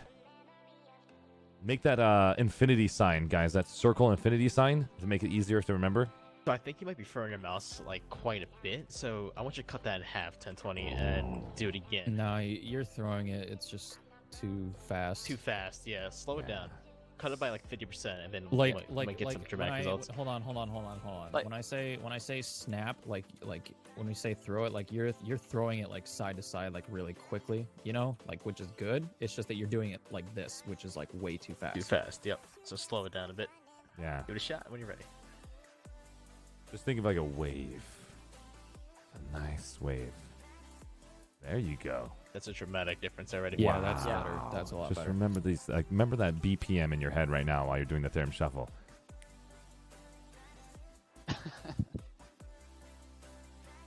That's Okay. smoothness. Good. All right, Whisper TPS.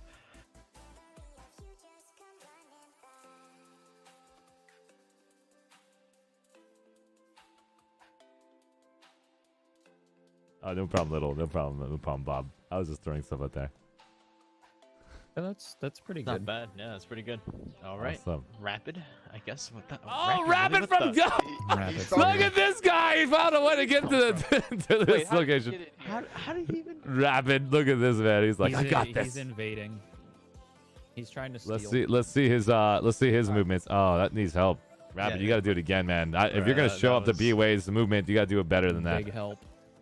You know, these guys Dude, showed up. Rel is never gonna give you a hug with a shot. Oh my- Yeah, he definitely won't. No, that's not happening, dude. You better get down there and try again. Get back in there, Rapid. We're watching you live on stream. I think Rapid is not in our team speak, so he has no clue. He's watching 5-second delay. That's why. So Rapid's gonna go in there. There it is. It's a little tight. A little tight. Too tight. Yeah, it's just a little tight. Only because I can see it from observer cam. Rapid. If you didn't hear it, it's a W, A, and shift movement, and it's a nice little movement with the mouse like this. Yeah, Rapid, you're gonna come back for one. Yeah, you got to come back for one of those training movements for Jesus. BWAE. All right, Nick, you're up next. Go ahead. Look at that, Elway. You're showcasing right now. Oh, whoa. Oh. 360. Oh. I like it. I think I like it. What do you guys think?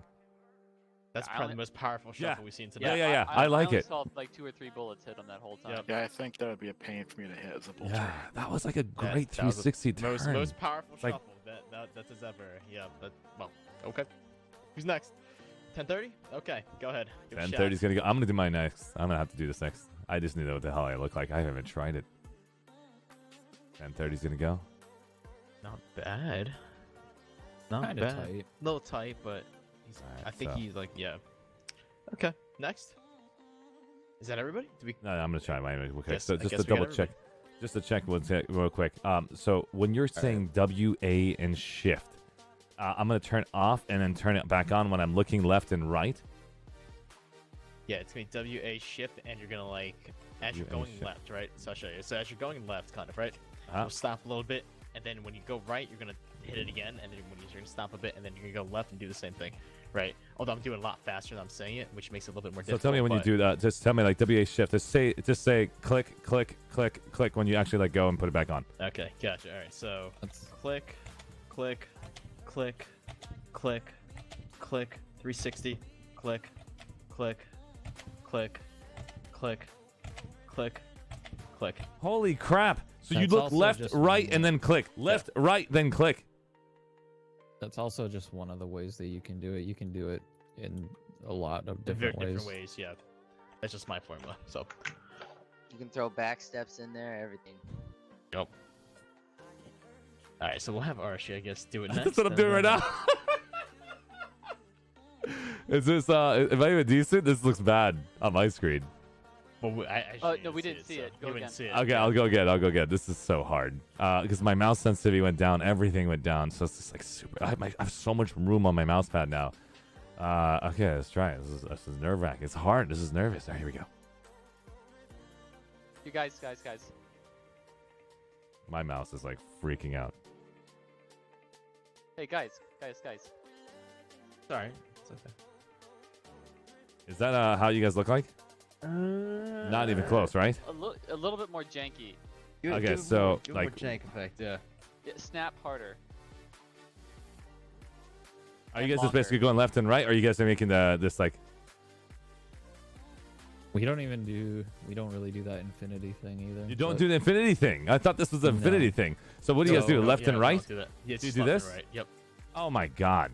Yep. No wonder it was weird. Okay, let's just do that again.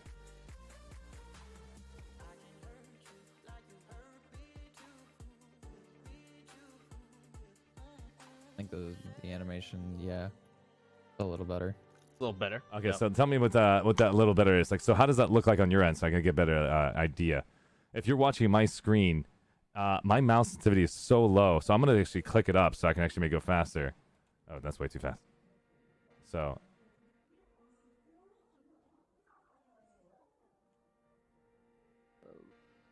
A little bit better there at the end. Let me see if I can repro what he's doing to show him. do I have to go faster than that? Like this, I think. Is this what he's kind of looking like a little bit right here? Is that how it looks like on the screen, guys? Yeah, it is. Holy that what crap, you're that's looking like, bad. Dang, I need really... Little bit. He got the animation broke a little bit, but Okay, so the that's- reason why it's that's not breaking is because this basically- is what I'm actually physically doing with the mouse. This is where I'm going. This is where I'm going. I need to turn this music off. So I'm physically going left, and I'm turning it to the right at 180 degrees. Do I have to go past 180? Past 180? No. Just 180, 180, right? Pretty much, yeah. And then when that's happening, I'm holding W, A, and I'm not letting go right now. This is the basic one, right? I think that's your best one yet, right there. So this is the basic Well, one. You're also trying to do a unique one that Shades is doing, but yeah, that's a better one to get down first. And when you say snap, are you saying snap like hold the left and then basically look right? Snap as in like moving your mouse faster. Oh, got it. Okay. Like when you look if I'm looking to the left, I want to snap to my right, and if I would snap back to my left and stuff. So that's what I mean. Yeah, Man, it's a this snap is, and this hold. is tough. So this is not basically looking like it right now. Snap Yeah, and so hold. You don't want to sweep. You want to snap and hold as much as possible. Hold looking at the left and hold looking at the right. Yeah, essentially, like 100, like Shades was saying, like 165. 'Cause yeah, 180 never gets you anywhere. 180 is what you're gonna do in doorways to practice your width. Incredible. I don't think I can actually basically see what I look like. I wish I had somebody streaming so I can see what it looks like on my end. So then I can actually practice the shuffle to the next level. Because right now on my end, I look like I'm basically about to throw up because I'm just like looking left, looking right. That's not bad. Shades, where are you? I am here. I'm here. What's going on? Yeah, that's not bad. I think I think that's improved right there. What's that? That one right there. That one? No. Because you're not trying to do shades as. I'm not doing shades at all.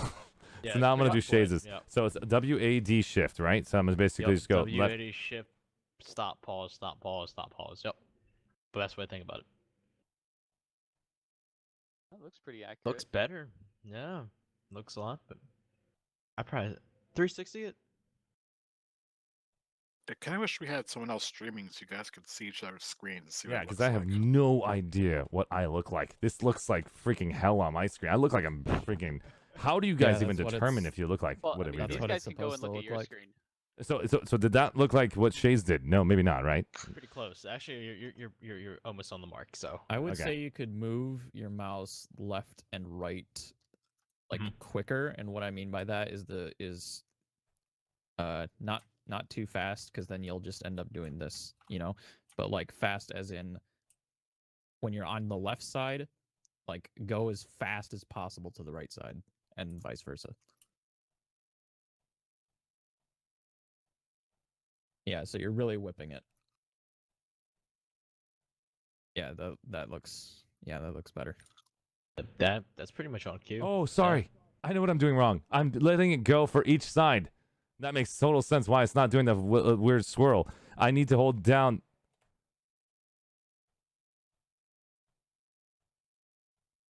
Yeah, just long. I mean, that's pretty. I think I know how you're doing it. You're basically doing a whip. Sorry, it's a memorization technique.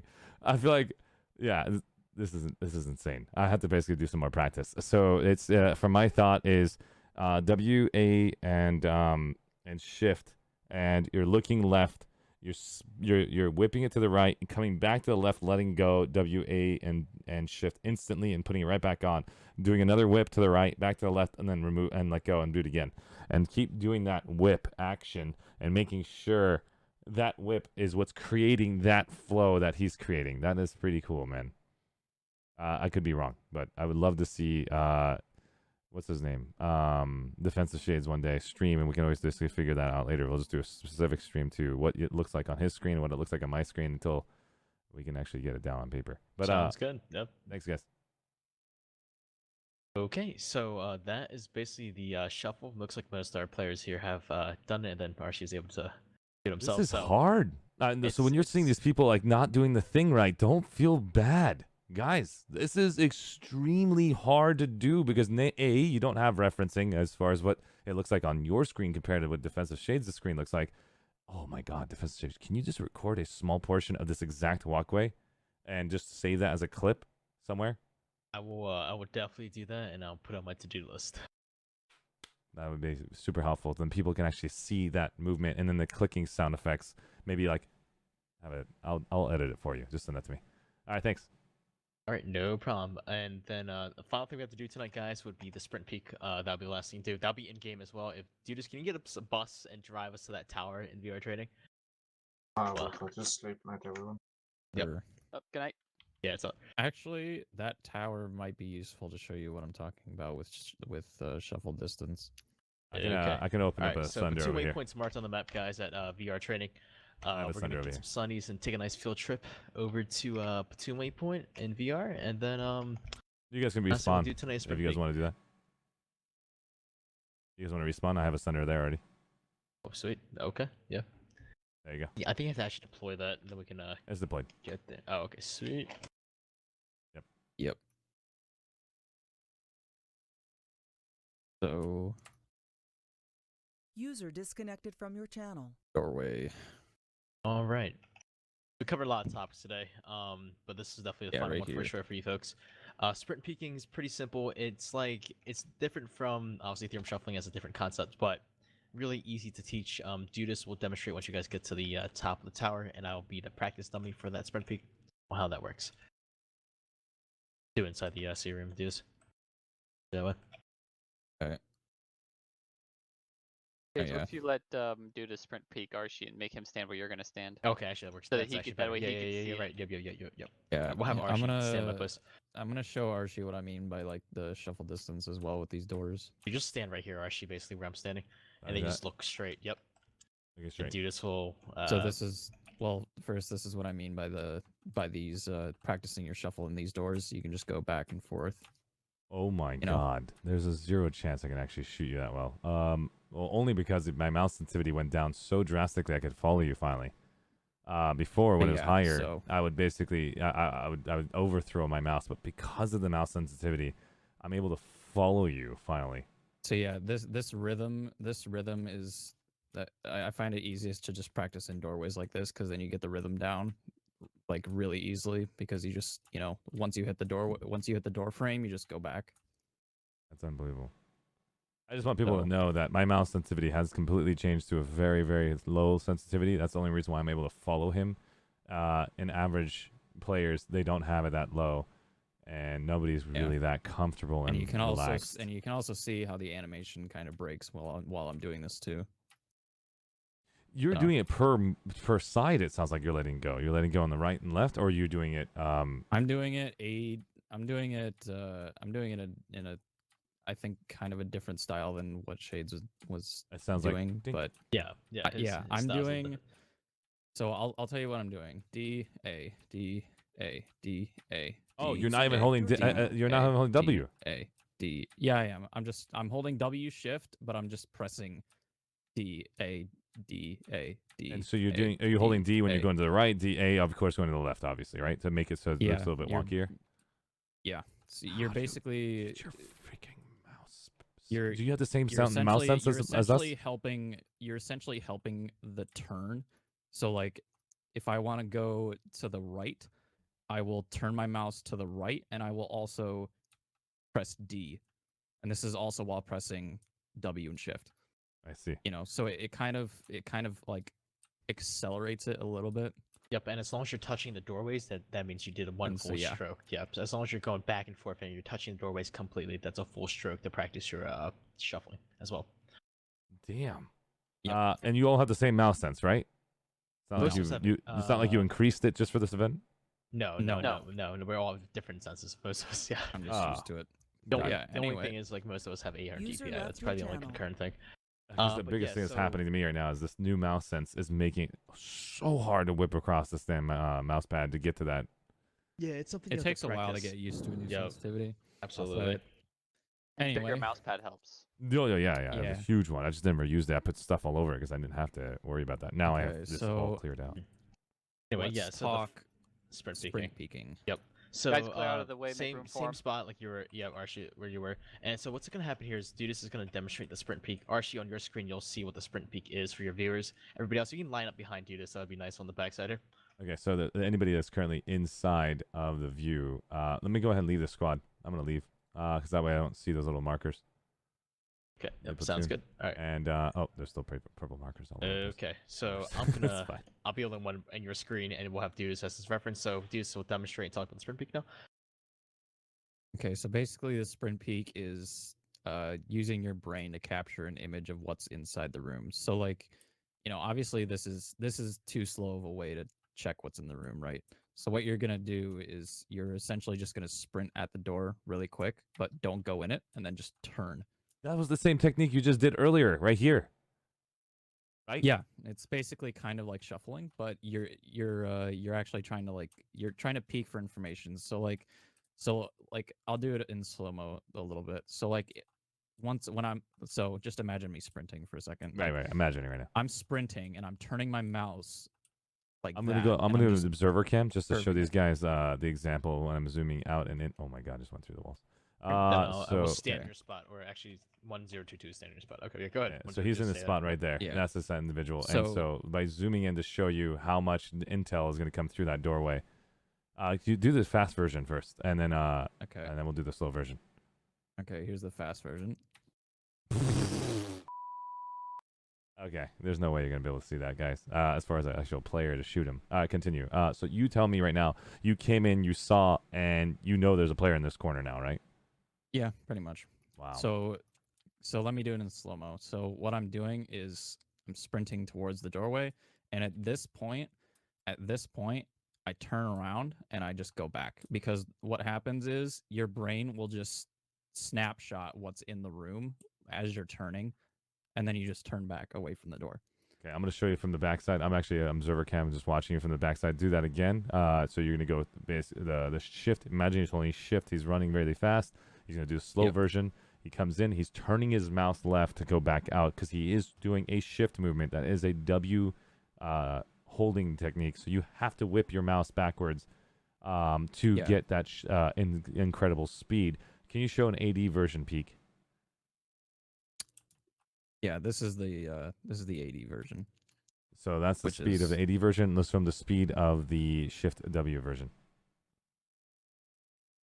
Yeah, you can see like basically it's almost half a second basically faster, which is going to only take one bullet if the person even paid attention to it, or he doesn't even have a clue he's there. That's an unbelievable amount of registered information. Unbelievable. Keep going. Yep. And so, yeah, your brain is, as Conflict says, it's a pretty powerful camera despite all of its flaws. So it's essentially half a shuffle. So you're just, it's basically the 180 that we were talking about earlier, where you just go forwards and then just 180. Wow. So Can you cue the target doing that or no? No, this is mostly just for seeing what's in the room without spotting. Mm-hmm. If But you see a if you max did unit, want- if you if see you- that there's a Spitfire, you saw there's a proxy, you can actually dodge proxy damage, proxy mines, right? And Yeah, if you do it quick claymores. enough, you can just like run into it and then just run back out. And it activates without getting you killed because you did not go through the damn effect. You're behind the wall. Really cool. Yeah, if you do it quick enough, but Sometimes you die. depends on server latency too, you know. But yeah, This quick there's, peeking is unbelievable. And this is called quick peeking, or is this called sprint peeking? Sprint peeking. Sprint peeking. There's a difference. Shades, you want me to like sprint peek and then fire at him? Yeah, go ahead. Okay.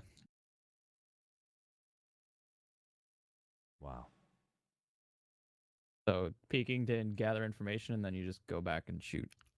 And you'll 'Cause still it's a hug lot- the it's a- doorway. You won't basically try to stand farther away from the doorway. You won't try to go on top of the, jump on top of the box. You will do the same every time. This technique, knowing User that. disconnected from your channel.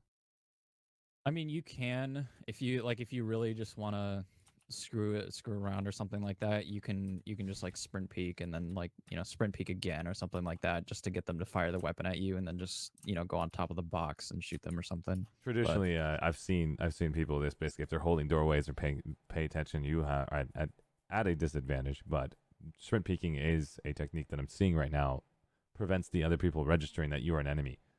They don't even know that you're there yet because you got that information. Now you have the upper hand, knowing he's in the corner standing there.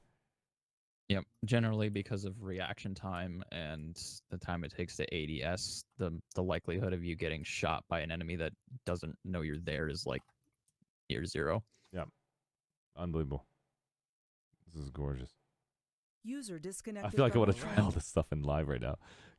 Keep going. Sorry, my mind is exploding. So the final thing to do is actually have our players do it now. So we're gonna get everybody again to line up behind, I guess me this time, and then we'll have you guys do it one by one and make sure we're doing it right. Do this if you want to be in the room to capture the stuff. Cool. Yep. Okay. All right, everybody. Let's see what we got here. So first one up's gonna be Nick. Which one's more important for you, Defensive Shades? Do you want the camera on the outside looking at Too far, Dudis, Nick. and looking at the backside, or do you want me to be inside the room? I think you should be outside the room where I'm standing, basically, or like at least where I'm standing, so that we can capture both the Dudis and the player. Yeah. They can. Yeah. There we go. So check. Are you watching the stream right now? Yep, that's good. That's a good. Yeah, close. Yep, that works. That works. Yep. Awesome. Yeah. Let's do this. Go All right, ahead. Nick, when you're ready, good.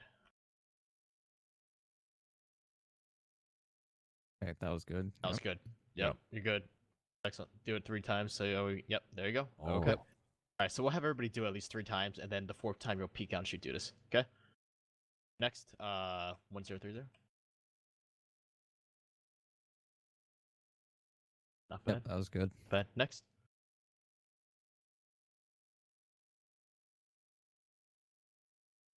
Not bad. Okay. Not Yeah. bad. I like Next. that. I mean, I can be a judge, but I can't be physically doing it myself. Yep, Nice. that was Okay, good. yeah. On the last one, it looked a little shallow, but that's good. 1022. No. No. He got It stuck on the happens, wall. It happens. Yeah. Yep, that's what happens Okay. sometimes. Yeah, that means mouse sense is basically too low, and he's just got to throw that mouse. That was good. Yep. Something that helps is standing just a little bit further away from the wall. Yeah. Do it again, 103. You got stuck in the wall a couple times there. Try it again. That- It's all Yes, because the it mouse is. sense is low, man. I'm telling you right now, I'm having the same problem. Yep. Oh, wait, you're going into the wall? I know. he's going Somehow. into the wall. That's why you gotta whip your I'm arm. pretty sure that's my connection. I'm not. Nice throttling. Excellent. That's what, you're gonna have a field day. You'll never get shot. This is great. Yo, unplug your lag pedal. Well, Using the foot pedal. All right, Killer Toast next. He's unplugging his Ethernet. I know. It's like unplug and replug it in, like in the middle of a fight. Like, hey, brother, keep doing it. Okay, Killer Toast. Yeah, you got it, dude. Yeah, that's good. You're good. Next. Yep.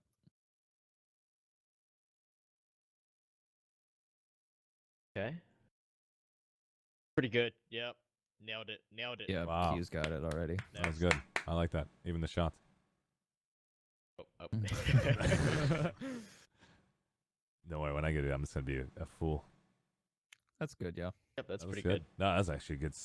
Yeah, the Swivel, yeah. Swivel, man. How does he pull that off? 10:30. Side. I think you're next turn. Okay. Oh. Oh man, that was really good. Okay. All right. 10:30's really got good. it. All right. Who Yeah. hasn't gone yet? I have it. I'll try next. Okay. Arshee. Arshee's next. Let me try this, guys. Let's see how basically amazing I am. Just kidding. All right, I don't think I have a clue how to pull this off. All right, so he's gonna do W, and then you're gonna go. Oh my God! How do you turn this mouse in time?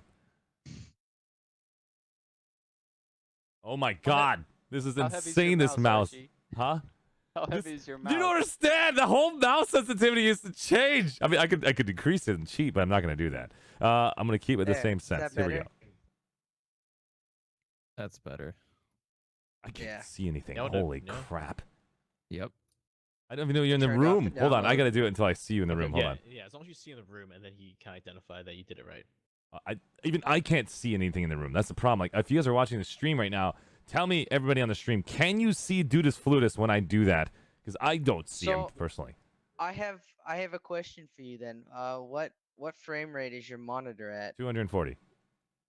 Oh, Ooh. well then I have no idea. Do you have motion blur on? No, he doesn't. I see him. He's I not- see him he's now. not- okay. I he's have down. to Yep, do it I see slow it. enough. I have to do it Yep. slow enough, and I can see him now. I do Yeah, it. once you get used to it, you do it a lot faster. Mhm. 'Cause So you I'm learn- assuming you guys actually clipped capture in your mind. You stop your mouse movement and then you go back out. So you got like this is the way I can actually see it. I have to like kind of stop for a second, not a fully. little bit, Also- but like so also- the people that do it often basically just like they've seen enough to identify to like how do I explain it? They know how to identify targets easily, so they can do it really, really fast and efficiently. So they Muscle don't memory. necessarily have to stop that much, you know? Yeah, this is. Am I stopping really hardcore, guys, on your screen?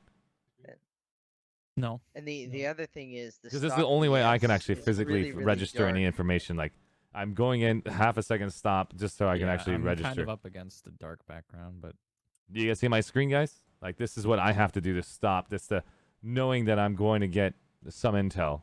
But if this is not a good poke, then that's not good.